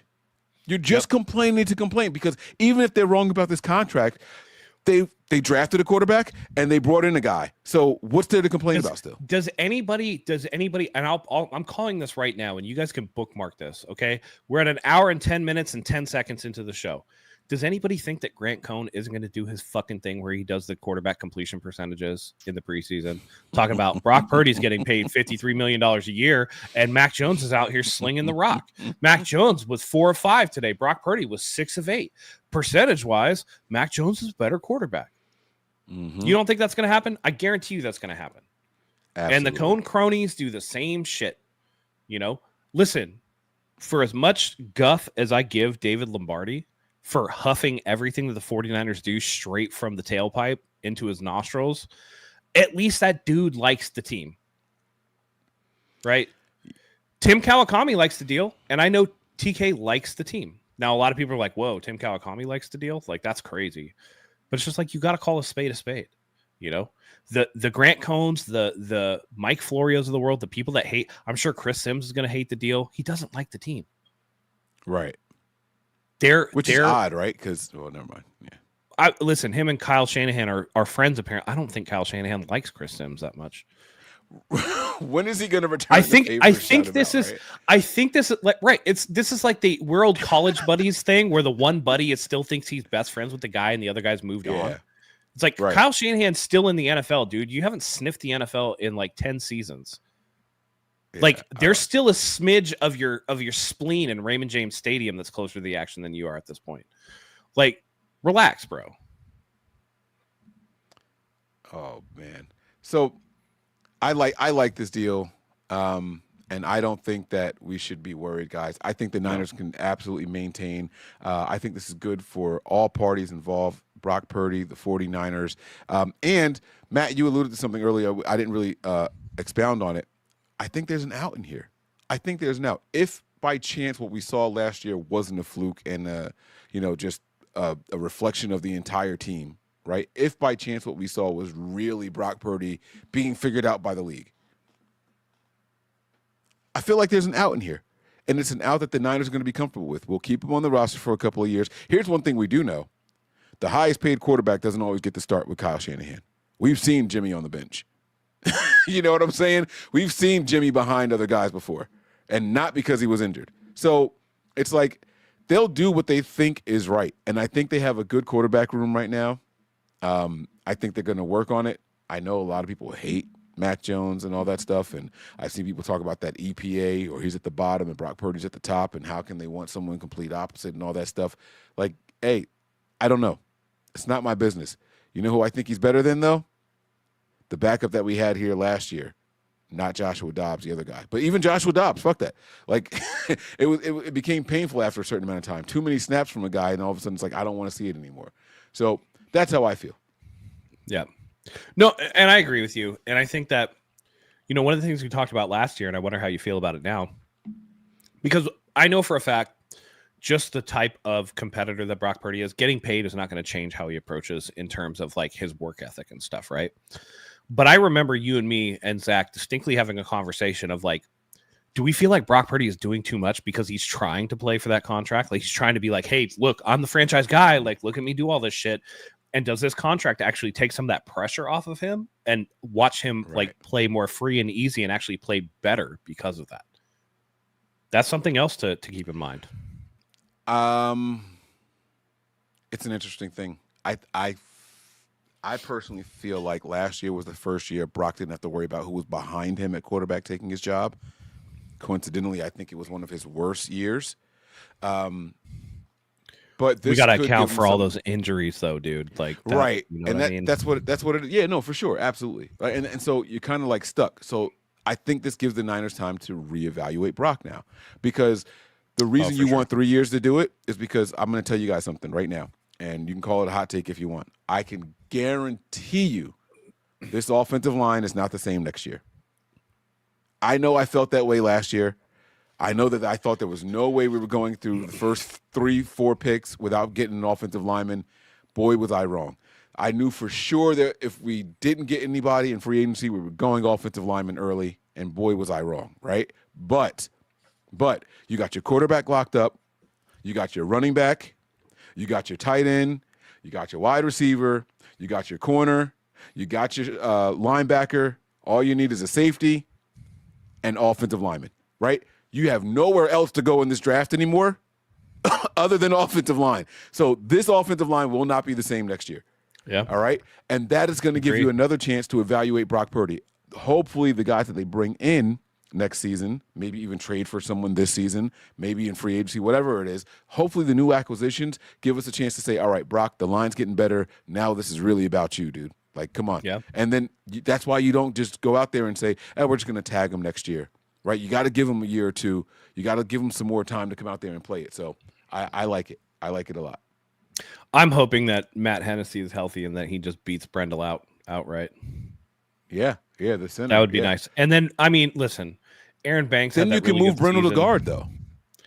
You can move Brendel to guard, or like they got Ben Barch, who looked pretty good in spot duty last year before he got injured. So again, I was going to say about Aaron Banks. Aaron Banks had a really good year next to Trent Williams in 23, but like severely regressed last year and looked terrible. So it's like, now you move on, and maybe that's an upgrade. And maybe just having a Trent Williams that doesn't sit out the entire offseason and comes in again to voluntary OTAs, comes into camp motivated and in shape and angry at, and like George Kittle said, no distractions of bad contracts and whatever. The vibe seems like good this year. You come in, you add exciting. I mean, iron sharpens iron, right? Like, man, you got now Trent Williams going to be rotating. Oh, he's going to get Bosa. And then it's like, oh, shit, he got the young punk kid, Mykel Williams, up in his face. And now all of a sudden on these certain plays, oh, there's CJ West and Alfred Collins like rotating to his side and giving him something on the edge. And all of a sudden you got guys that are like playing real. Listen, you don't think Brendel's going to get better, like, or at least trying to get better, or that the interior line is not going to get better with those young and hungry defensive players on the side. They retooled that entire defensive line to be like straight up run stuffers and like gap closers. So like, and everybody's going to be into camp on time, no contract disputes and everything like that. So it's a different vibe. Could be a better season for everybody just by virtue of having a healthy Trent Williams out there and having a better cohesive unit right off the bat. I do think that having an offensive line consistent from day one does play a major role. Yeah. Yep. I agree. Let's get to some of these super chats. All right. Here come the sound effects again, guys. I know that you guys miss them. All right. So here we go. Greg says here, hey, Mike, remember when I asked you before the draft how many rookies we need to ball out for us to have a chance at this year's Super Bowl? You said 3. Which 3 would it need to be now that the draft is over? It's a really good question. I'm going to go. This is pretty easy for me. And Matt, I would love to get your take on this also. Mykel Williams, Alfred Collins, and C.J. West. I mean, it was that's 2 defensive tackles and an end, right? Like, we need this this defensive line to really, really be good. We need it to give, like Matt was just saying, fits in practice against the offensive line so they can improve their skills, right? We need iron and sharpening iron. You want rookies to learn from vets. You want vets to learn from rookies, to work on their speed, to work on their hand placement and things like that. So those 3 guys come in and have a really good season. That shores up our defensive line. I like what's happening behind them. That team can make a Super Bowl. It's asking a lot, maybe, but those are the 3 that I say. I agree with you for the most part. We're talking about ball out, like be like top flight people. I think Mykel Williams for sure. I think one of the 2 defensive tackles. And then I think that we need Upton Stout to ball out in that nickel spot. Because behind him, it's pretty thin at the corner spot. So if we're talking about you have your outside, Renardo Green, Diamador Lenore, I need Upton Stout to man that nickel position and take care of that, right? The 49ers great at draft because you can get like pretty good production from Nick Martin and pretty good production from Collins or West if the other one's balling out. But if you get Mykel Williams and you get one of the defensive tackles, and you get Upton Stout all balling. You've added to the edge, you've added to the interior defensive line, and then you've added to the back seven as well. I think that's a little important. I think corner is still the weakest unit on the defense, and that's only because I think that safeties aren't as important. I like it, man. I see in my mindset, I think I'm such a trenches guy. I think that if you have a top 10 defensive line, like all around pass and run, that your secondary is going to at least be middle of the pack. Like, I think that back when we were running that 3-4, and we had the Smith brothers and all that going on, right? I don't think Carlos Rogers was that great. I don't think Dante Whitner was just some phenomenal safety. You know what I mean? I don't think what was the dude's name with the brass knuckles, the corner? Culliver. I don't think Chris Culliver was some phenomenal, you know what I mean? Terrell Brown. These guys were kind of like cast-offs from other teams and rookies, and you know, I don't think that they were that great, but that defensive line was so damn good against everything. Run, pass, it didn't matter. That all of a sudden we were getting interceptions, 2 or 3 interceptions a game. Like the Niners secondary looked phenomenal. And so I guess maybe that's me holding on to old hope that the defensive line can make the secondary better. Well, here's the thing. When you say ball out, I take that to mean like a Pro Bowl level, right? Yeah. Yeah. So if you tell me you have Nick Bosa and Mykel Williams and one of those 2 defensive tackles playing at a Pro Bowl level, that the other one can't just be like starter level and have that be the best defensive line in football. Okay. So that's kind of where I'm coming from. Right. Oh, yeah. Because Nick Bosa is part of that unit. So I'm looking at the unit as a whole and adding that into, like, I only need one of the 2 defensive tackles to be like a superstar, right? Because if Mykel Williams is, we already know Nick Bosa, former defensive player of the year. So now you have 3 Pro Bowl level players on that defensive line. And then you can have just like a normal starter, whatever that is, on that defensive line. Right. We know Diamador Lenore can ball. He's Pro Bowl level. Renardo Green has promise, but is he Pro Bowl level yet? I don't know. And then who's your third guy if it's not any of them? Right. Who becomes the third guy? So then Upton Stout becomes more critical because he's playing in a league where 4 wide receiver sets, or like 3 wide receiver sets with a very mobile tight end, a la, you know, some of the guys coming in like a Colston Loveland or a Tyler Warren in the mold of a Travis Kelce and a George Kittle. You need and a Brock Bowers. You know, you need a guy that can take away that slot receiver or work out a bunch and you know, pick somebody up. Somebody posted a Fred Warner highlight where Fred Warner was covering wide receivers out of bunch formation. Like, why do we need Fred to do that shit? You got a K'Wan Williams level defensive back that could work the nickel like K'Wan Williams did for us. Then we don't need that. We have him do that. That's his job. You remember seeing defensive linemen dropping back in coverage? Like, oh my God, I hated that shit. Oh, okay. All right. Sorry. We do have another super chat to get to here from Nigel. Only 2 of the top 10 highest paid quarterbacks been to Super Bowl. Hashtag haters gonna hate. But going from Mr. Irrelevant to getting the bag is pretty awesome, though. And Nigel, I agree. That's a far 2 of the top 10 highest paid. That's a far cry from being on a rookie deal. Those are 2 separate worlds, brother. And that's the whole point. I wonder what he means by this stat, right? Because like listen, a lot of it Joe is Montana, Tom Brady have never been top 10 highest paid quarterbacks.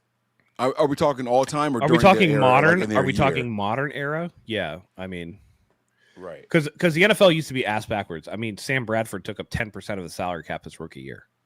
Right. You know what I mean? Like, so I don't know. But in terms of since 2011, I mean, Tom Brady took up a lot of that, and Tom Brady has never been like a top 10 pay me guy.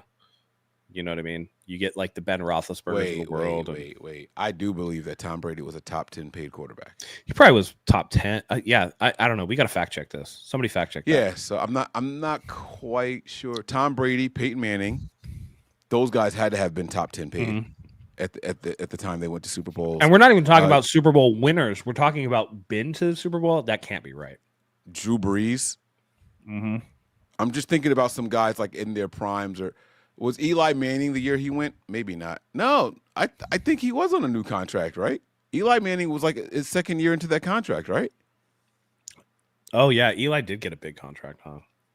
Nigel, what are you talking about here, man? I don't know, Nigel. You got me sitting here scratching my head. I don't know, man. I got to give you one skeptical of these. panda face. Yeah, I'm sorry. Not on the bitch part. This super chat is from one of my favorite channels. It's Nothing But Niners. They say here, for some reason, didn't count Nigel's. So here, go subscribe to 49ersHive on YouTube. So I did start the challenge over there. If we got to the 5 super chats within 15 minutes, which we did not do, I think the 15 minutes is over, we would open up the line. So you guys don't get to call in. Wah, wah, wah. Oh, wait.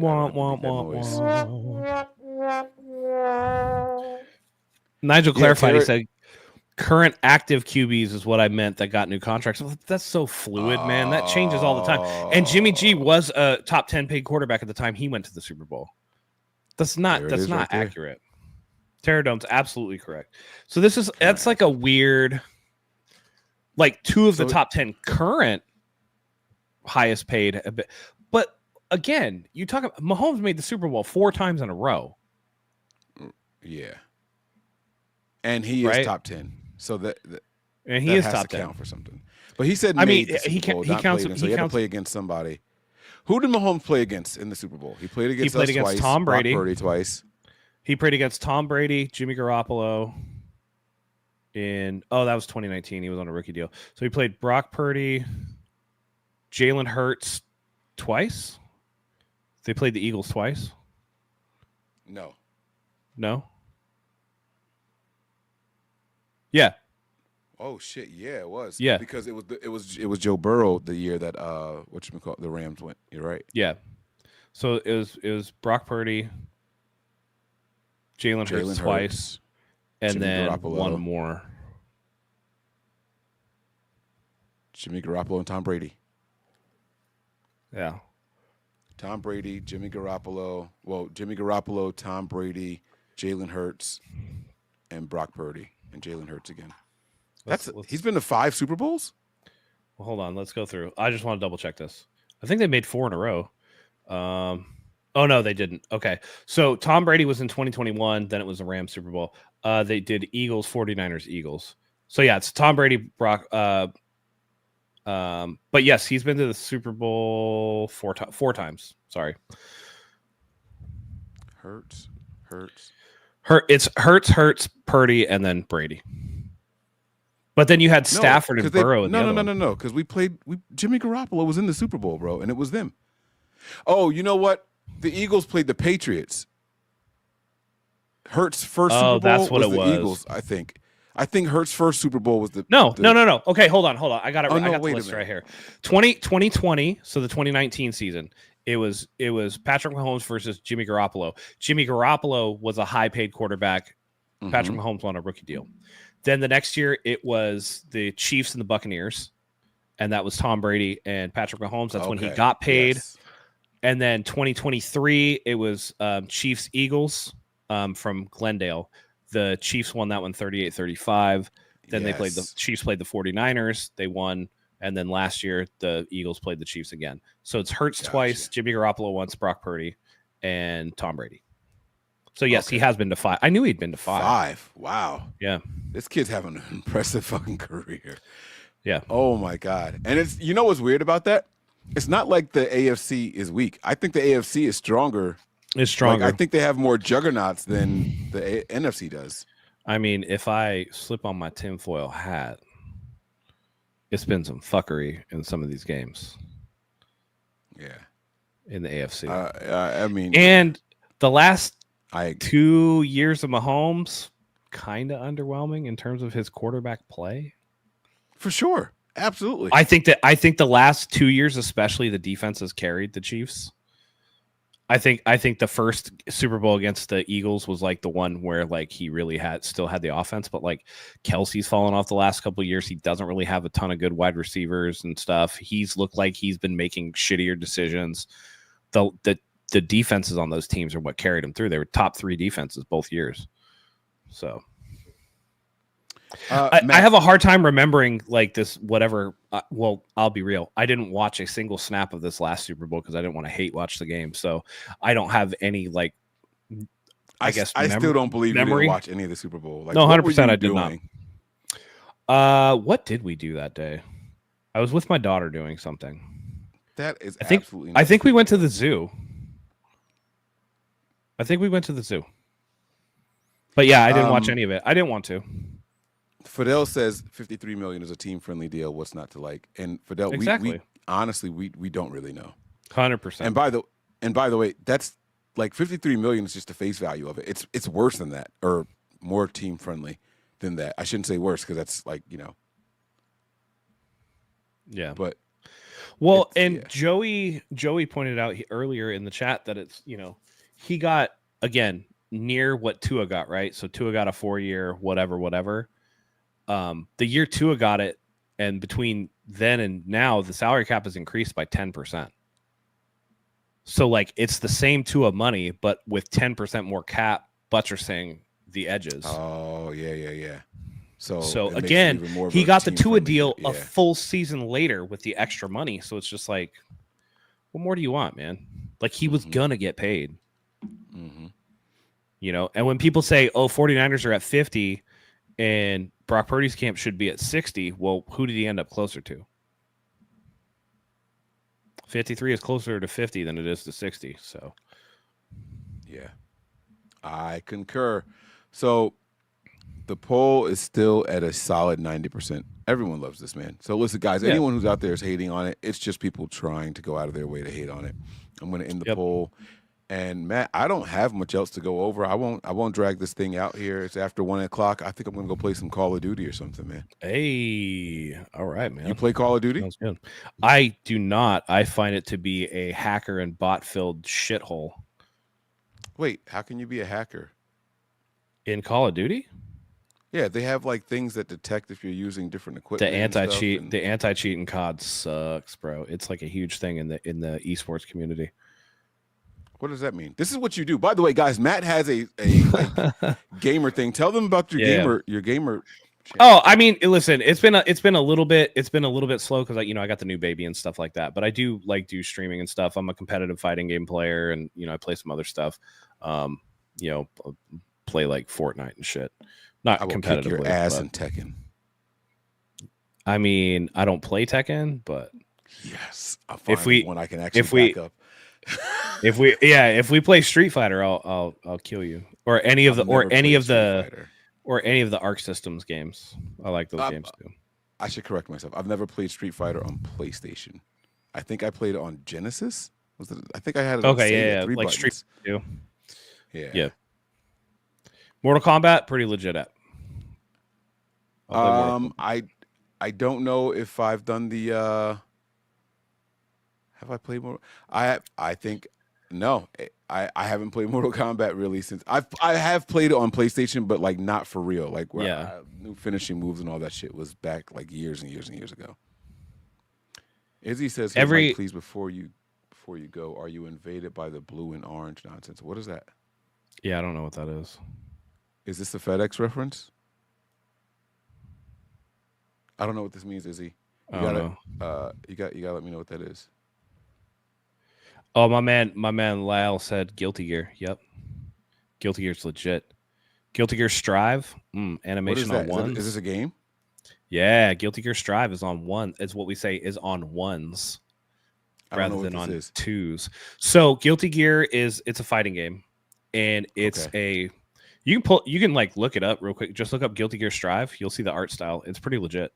But each frame has its own like cell shade, so it's like each frame of animation is on a single frame. So like they'll say on one. There's no inserted frame. Sometimes fighting games will insert frames to get through animations quicker and make it like cheaper to make.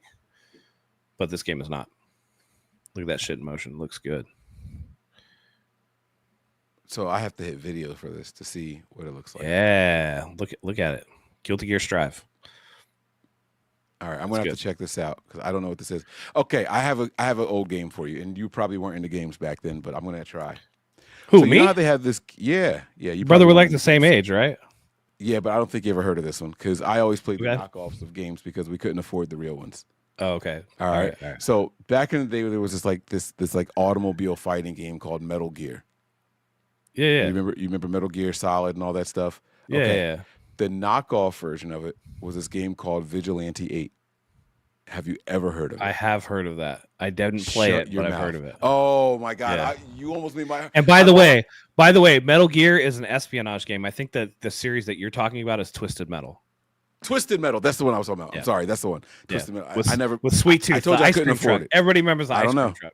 I couldn't afford it. But Vigilante 8 was the knockoff version of it. You had like you could be a old ass like pimped out 67 Chevy, or you could be a big school bus, or you could be a little buggy. Oh man, I love that game, man. I love that game. What did I said Twisted. I said Metal Gear, and it was Twisted Metal. I you know what? I definitely played this game. It was on Nintendo 64. I played this game. What? Yeah, Vigilante 8? Vigilante 8 was on Nintendo 64. Oh man. Yeah. This is one of the games I beg for them to come back. Yeah. I swear. I think that car combat in general could come back and it'd be fun. Yeah. Like they came out with car soccer, and I was like, oh, here we go. Give me 2 more years, and then car combat's going to come back. Rocket League? Yeah. Rocket League's fun. Rocket League's fun. Yeah, Rocket League is man. fun. I actually do have some 49ers stuff for you. Actually. One, bring up Kenny 49ers comment. Kenny 49ers, where are you? All right, Warthog? Just one at 10-11. At 10-11. Oh, okay. Or I guess what would it be? 111 for you? I got you. 111. Yep, it's cool. Yep. Boom. Doesn't Brock Purdy's remaining contract with $5.346 million in salary for 2025 get torn up and replaced with a 6-year, $279.346 million contract? That's a per-year average from signing of $45.057. No, it does not. New money doesn't hit until after this season, except for any potential signing bonus, which would be split amongst the cap. But he will play out this contract. It's an extension, not a replacement. Right. Yeah, this one is absolutely an extension. That's kind of how that works. What's this mean, Joey? In Call of Duty, you getting hacked and you don't even know. People are hitting people are hitting 360 no scopes on your ass, and you don't even know that they're hacking like a motherfucker. Yeah, they're spawn camping and they're looking at your frame through the wall and they can see exactly where you are. They're just When I play multiplayer, I only play with my boys, and I'm telling them like, "Hey guys, I'm a liability. So if you're expecting to win, don't play this with me." I play zombies, and then I'll do like if we can get a bunch of us to do single player COD and like that type of stuff. Yeah, but like for like a lot of, I mean, I'll do the campaign on Call of Duty because I think they're cool. Right, but as somebody who is like in the military, I don't really feel like super hyper realistic like shooting games are really for me. You know what I mean? Mm-hmm. You go one of two ways, right? Like, because I was a medic in the military, so like I was more about helping people out than the others. Like, you get those 11 bang bangs out there that'll want to like shoot everything that moves, but for me, I'm my dad, right? Like I have this like I'm not going to call it an obsession with guns, but I like firearms, right? And my dad. I mean, I like actual firearms too, but I just don't like when I play a video game, it's for me to like escape. You know what I mean? So reality, like I ain't trying to jump into the shit. I've been in the shit. Like I know what it is. So like I'm not trying to jump into that for my entertainment. It's like that's probably my thing. This is why when I see stuff and like no shade, and we can talk about this or whatever, but like when the NFL does like the social justice messaging and stuff, I'm like, can I just watch fucking football? Like, you know what I mean? Like I'm here for an escape. I'm here for entertainment. I'm not here to talk about the same shit that everybody talks to me about throughout my day. I can't get through because one day. I don't talk about it. I appreciate it. So like I'm kind of on the opposite side, but it's part of the escape, right? So because I don't talk about it and I don't engage in that kind of shit. So when I see like the end racism, like that shit doesn't bother me. You know what I mean? So like and it's not like they're doing like this big. That's not true. Every once in a while they do a commercial, right? But like it's a little tag on the back of the helmet that you have to go out of your way to look for it and then hate it. I'm just using like an example. You know what I mean? Or like when they get heavy-handed with like a message in like a movie or something where you're just like, fucking come on, man. Yeah, I got you. There are certain things that the NFL does that I don't care for, but I'm not going to bring it up because like, and they do. By the way, they do a lot of good causes, right? Like I'm partial to the salute soldiers and like all that shit. Salute the service. Salute the service. I'm very partial to the breast cancer awareness, like all that shit.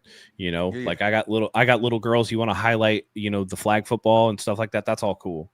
You know what I mean? But like we went through it particularly with the 49ers because we had like the guy that kicked it all off in Colin Kaepernick. So it was like something that was just like just thrust in it. And I think a lot of times, because I live in California too, like we end up getting a lot more of it here because everybody wants to talk about it. It's just like, fuck, man, I'm just here to get coffee, man. Right. Like, can I grab my coffee from Starbucks and not talk about this shit? Like, I thought well, never mind. I'm not gonna get into it. You're right. We'll talk off air. Yeah. We'll talk off air. Can you, if you had to recommend a game for me to buy on PlayStation? Yes. If I told you that, tell me what kind of games you like, and I'll recommend you a game. So I hate like the Tomb Raider and Pitfall Harry and stuff like that. I like racing games. Okay. Do you have Gran Turismo 7? I do not. I've never played a Get Gran that Turismo. Get that shit. Need for Speed.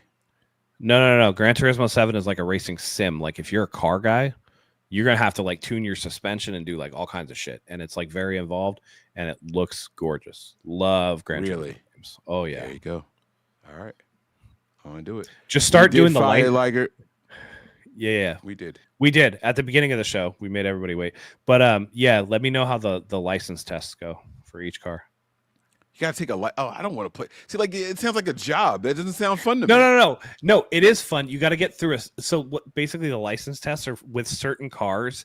You got to get through certain sections of track in a specific amount of time. They're like time trials. Okay. So you gotta figure out how. Okay, I'm in a Porsche 911 Turbo, and I gotta figure out how to take this corner with enough speed to come out the opposite side without like slowing down. And so essentially it is kind of like teaching you how the game wants you to play, but because it's so physics based. Got you. There was a movie that came out about Gran Turismo, and it's like a real life story about a guy who was so good at the game that he could essentially race a car and actually is now a Formula 1 driver. Holy shit. Really? Yeah. Mm-hmm. Very interesting. Yeah. So yeah. All right, man. Listen, I think that's it. Matt, why don't you tell people where to find you, one more man? thing. One more thing if you got time. If you got a couple minutes. Yeah. When are we getting this uniform reveal? And how bad is it going to be? We're getting it. On a scale of 1 to 10, it's going to be 8 terrible. Like 10 being like, okay, burn it, right? It's going to be an 8, and you just know it. The Niners are good. It's the same thing they did with those the blackout jerseys. Like they dropped the ball on such simple shit like the trim, right? And they're already advertising the no trim and the SF logo, right? So I keep calling it the infinity logo because it's just kind of floating, right? Like there's no you know what I'm talking about? Let me pull the page up.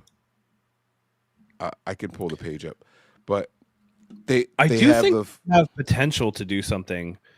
They mentioned, how they mentioned the maps. What if like the numbers had like little map landmarks in them? That could be like kind of cool or something fun like that, What if the numbers had map landmarks in them? Like, so how they talked about like the map is like big into like our history and whatever, and like California is all about the maps, and they talk about like the maps, and they've included it in some of the stuff, but and that's what the whole thing is like. It's weird. So okay, I'm going to share the page. This is the page I think we shared it last time on the other show that we did, right? Yeah. Okay. So I was looking at this page more. I do see the maps that you're talking about, and I see this floating logo thing, and like I said, it all terrifies me because I just don't know how this is going to look good on a jersey, right? And if you watch the draft video, or the schedule video, they kept like the to be continued. He opens up a box. It's clearly like a jersey in the box, right? It is. It's going to be. I don't get how any of these things work together, and if any of this is going on a jersey, it's not going to look good. Okay, so here is do you want me to give you my impressions? Please. So the cream is going to be the numbers. And I think that's going to have black map font in it, and that will be the extent of the black. The jersey itself will be red, the helmet will be gold. The SF logo on the helmet will be the red. The SF logo on wait. You said the jersey will be red, the helmet will be gold. So the gold. SF logo is going to be red, like what we see popping up on the mountain here. That'll be on the helmet. Okay. Instead of white, there will be a SF jersey or SF logo on the I think on the shoulder. Think like the 1998 uniforms where they had the logo on the shoulder. and I think that logo is going to be like the cream, like the numbers. And I think the numbers, again, will have that like black map font. I think the pants will be white with the black logo somewhere on it. So they're going to be like busy, but I think they're going to try to incorporate every single element and every single color in this one Rivals uniform. The only way that you could do this in a way that would make more flowing sense is if they replace the entire uniform kit, and I'm not convinced that they're going to do that yet. But you didn't, because then you could have one of each. You could have a gold uniform, you could have a black uniform, a red uniform, and then a cream, like think like the Rams bone white, whatever jerseys they had for that one year. But you didn't hit on the Gold Rush gradient. This one, helmet, third one here. Helmet. Are you? Oh, the helmet's gold. So it's going to be a gradient gold helmet. So it's not going to be like a solid gold. It's going to be like that. And by the way, that gradient just tells me that it's like the sparkly gold. That would actually look pretty cool. I'm not. Yeah. So like I'm but not with white pants. Not with white pants. I'm just saying they're going to incorporate, or maybe hold on, maybe the numbers are white, and then like the logo on the jersey is the cream, and then the pants are cream. They're gonna incorporate the cream somewhere. They're gonna cream on something. The cream is gonna ruin this whole thing. Listen, oh my god, Mike, we talked about this earlier. The cream rises to the top. All right. Oh man, I don't know, man. I heard them might like a cream color. I heard they might like a cream color. He says, God, I hope not, man. This is why I just stop dragging it out, man. Release these ugly fucking things. We know they're gonna suck, dude.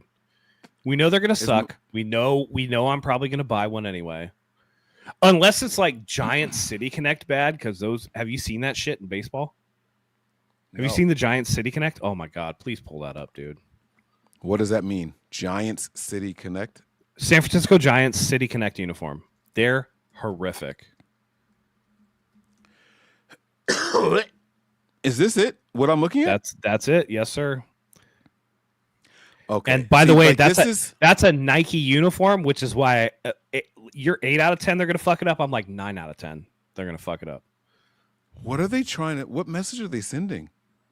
Like graffiti? Is it? They're just doing too much. This looks like some little league shit. Yes. And this looks like a fucking men's league. This bothered. Yes, yeah, like a bunch of buddies. Like just a hung out 32-year-old out there is like, fucking, I can still play baseball, bro.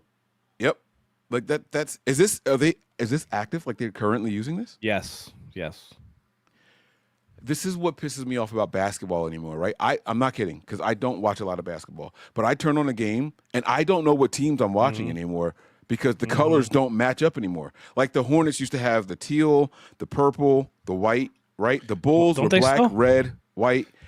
But no, every team has different colors. Like I turned on the Lakers and they were wearing black jerseys the other day. It's like, what the fuck is happening? Like, they all, every team is just. Yeah, what do they call them? The association uniforms or whatever? I don't know. It looks like this shit you got me looking at here. It looks like a Connect jersey. It's bad. Oh, it's I don't bad. like this stuff at all. It's bad. And so I'm hoping it's not that. Now, Nike did come out with one that I actually liked today. It was the Boston Red Sox came out with their City Connect, and it's like it's like the monster green or whatever. It's like they're so the Boston Red Sox play in Fenway. They have a 20-foot high fence in left field. It's called the Green Monster. Yeah. So they made the jerseys that color to reflect, like, honor that tradition or whatever. That's kind of honor the wall. But the font and the numbers are simple, so it ends up looking better. And that's my whole thing. It's just like there's a reason why teams like the 49ers go back to the font that they had before, because simple font just fucking works, man. Block letter on a uniform just fucking works. Yeah, it does. It does. Like, do you remember the Bucks? The Bucks went back to the pewter with the block letters, right? Remember the shits they had before with like the polygonal numbers that are just terrible, man. Just terrible. Tom Brady came over and was like, I'm not wearing those motherfuckers. You better go back to the old uniforms. Yeah. And here's the crazy thing. I think it's hard to fuck up an NFL jersey. I think it's hard to fuck up an NFL jersey. It is. We're gonna find a way to do it. You got to work hard. Like when we introduced the color rush, I think ours was one of the least favorites that I had. That really, I've really always bright said Seattle it Seahawks. needed the gold trim around the red Yes. numbers to make it pop. That's it. It was too flat. It was too flat. It could have been a white trim. It could have been gold. Anything to like outline it. Yeah, because you couldn't see the numbers on TV. You watched and you're just Right. like, who the fuck is who? Like, I can't see that. And then they still were wearing gold helmets, and I'm like, you have no gold on this jersey anywhere except for that helmet. That doesn't make sense. Anywhere. It just didn't look right. It was the worst uniform that year. Oh, I hated it. And did I buy one? Absolutely, because you know why? I wasn't walking around with gold on my head. So I can easily put on some red pants or something if I wanted to. I could put on some blue jeans. I could put on khakis, and my shit went together. Put some black and red sneakers on. I didn't have a gold cap on, and it just looked crazy on the field. It looked nuts. It looked absolutely nuts. Like, I don't like the white Bengals helmets that they do. Yeah. I don't know why they do that. Do you want to know why I know for a fact that simple jerseys are the best?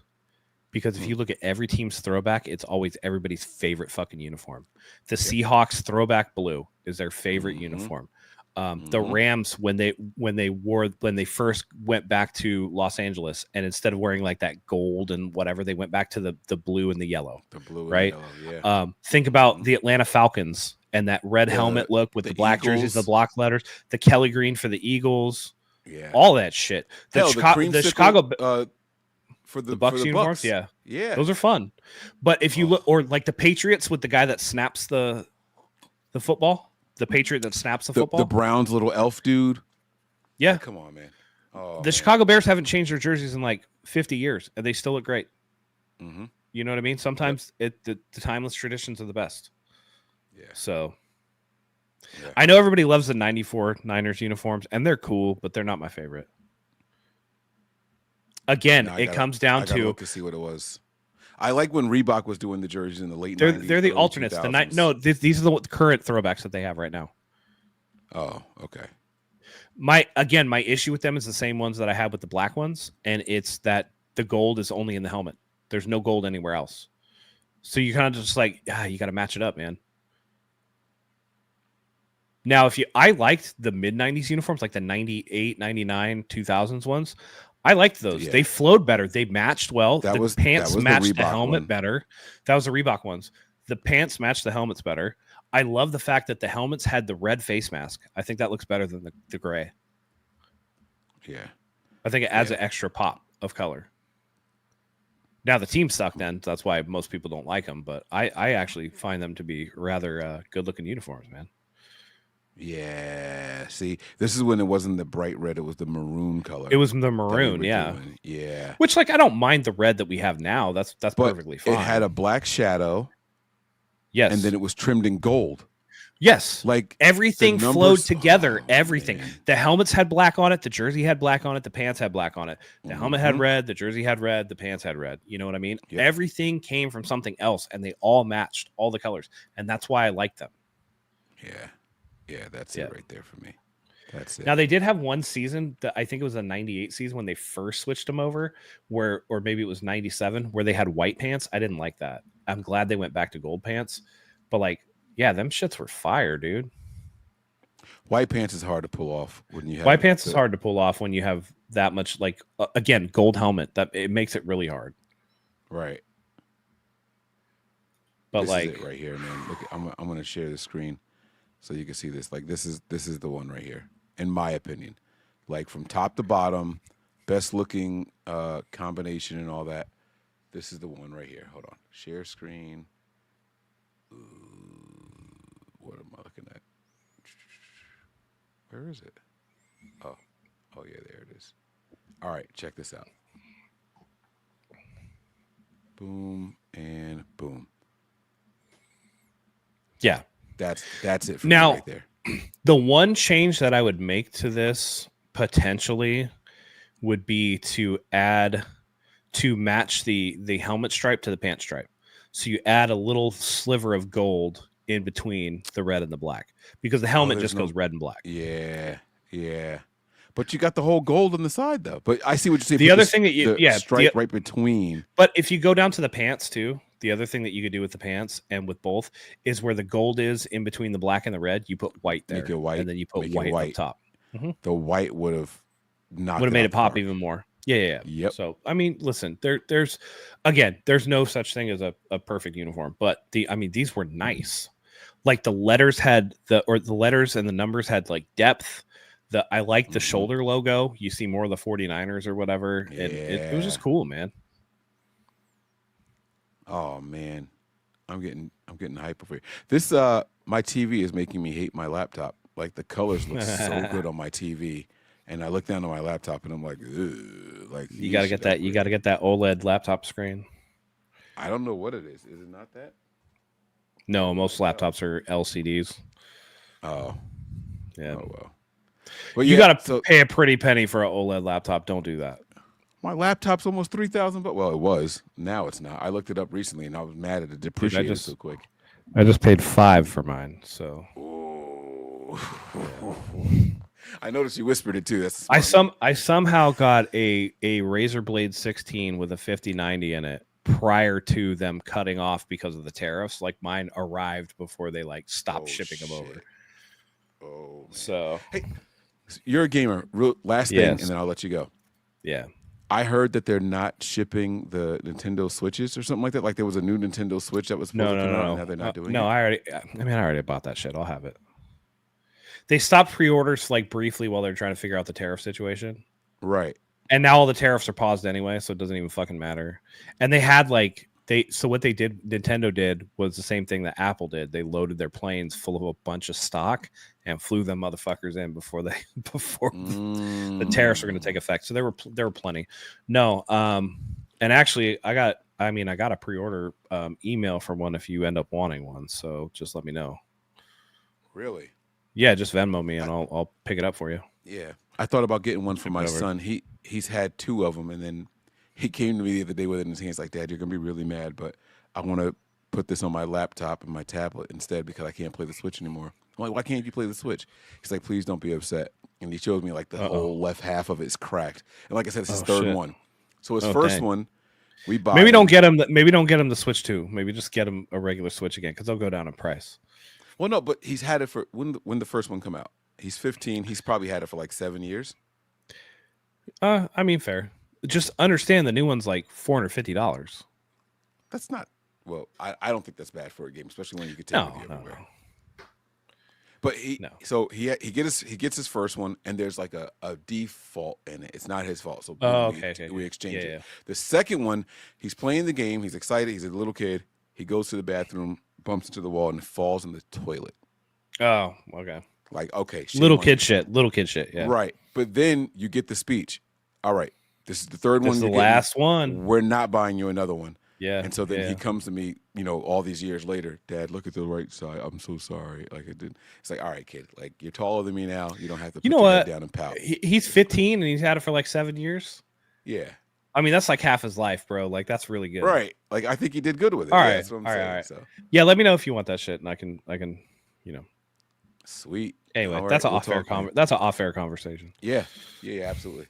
All right, man. Gran Turismo 7, here I come. I'm going to start looking at some stuff, man. Yes. Matt, this was a lot of fun. Please promote yourself. Let people know where to find you, all the platforms and all that good stuff.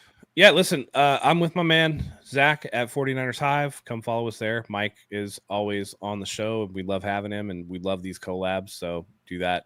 As for me personally, not a ton over there. You can find me at I don't even know what it's been a while. Attacks Gaming on Twitch. Do some YouTubing there too. So follow me there if you want to. I just play random shit sometimes, but usually fun times. But I really do this more often. So thank you so much, guys, for having me. All right. We hope you guys enjoyed the show. Brock Purdy gets his deal done, ladies and gentlemen. We are all proud that it's over and the Niners can focus. It's going to be the off season of focus, man. No distractions. So what are the Niners going to do? We're going to go out there and kick some ass and chew bubble gum. We only got a couple pieces of gum left, though. So that's right. Be ready. All right. We're going to get up out of here. Thank you all for rocking with us. We'll see you guys soon. No team is safe when the Niners are on the prowl. Nope. Wrong one. Hold on. What show is this? This is Nothing But Niners. We're live all the time. Nope, that's not it. Prepare for glory, anticipate pain, but always remain faithful. Peace. We all gas, no brakes, pumped up, no fakes. We spinning, we winning, we high stakes. We never miss, we all makes. Look at us dudes trying to prove, bringing you news with nothing to lose. Mike, Nick, Tony, Wayne, Method Man, we bring the pain. Hey, see, I'ma confess it. We under the pressure. If you looking to find us, we them nothing but Niners. Niners. We nothing but Niners. We nothing but Niners. We nothing but. We them nothing but Niners.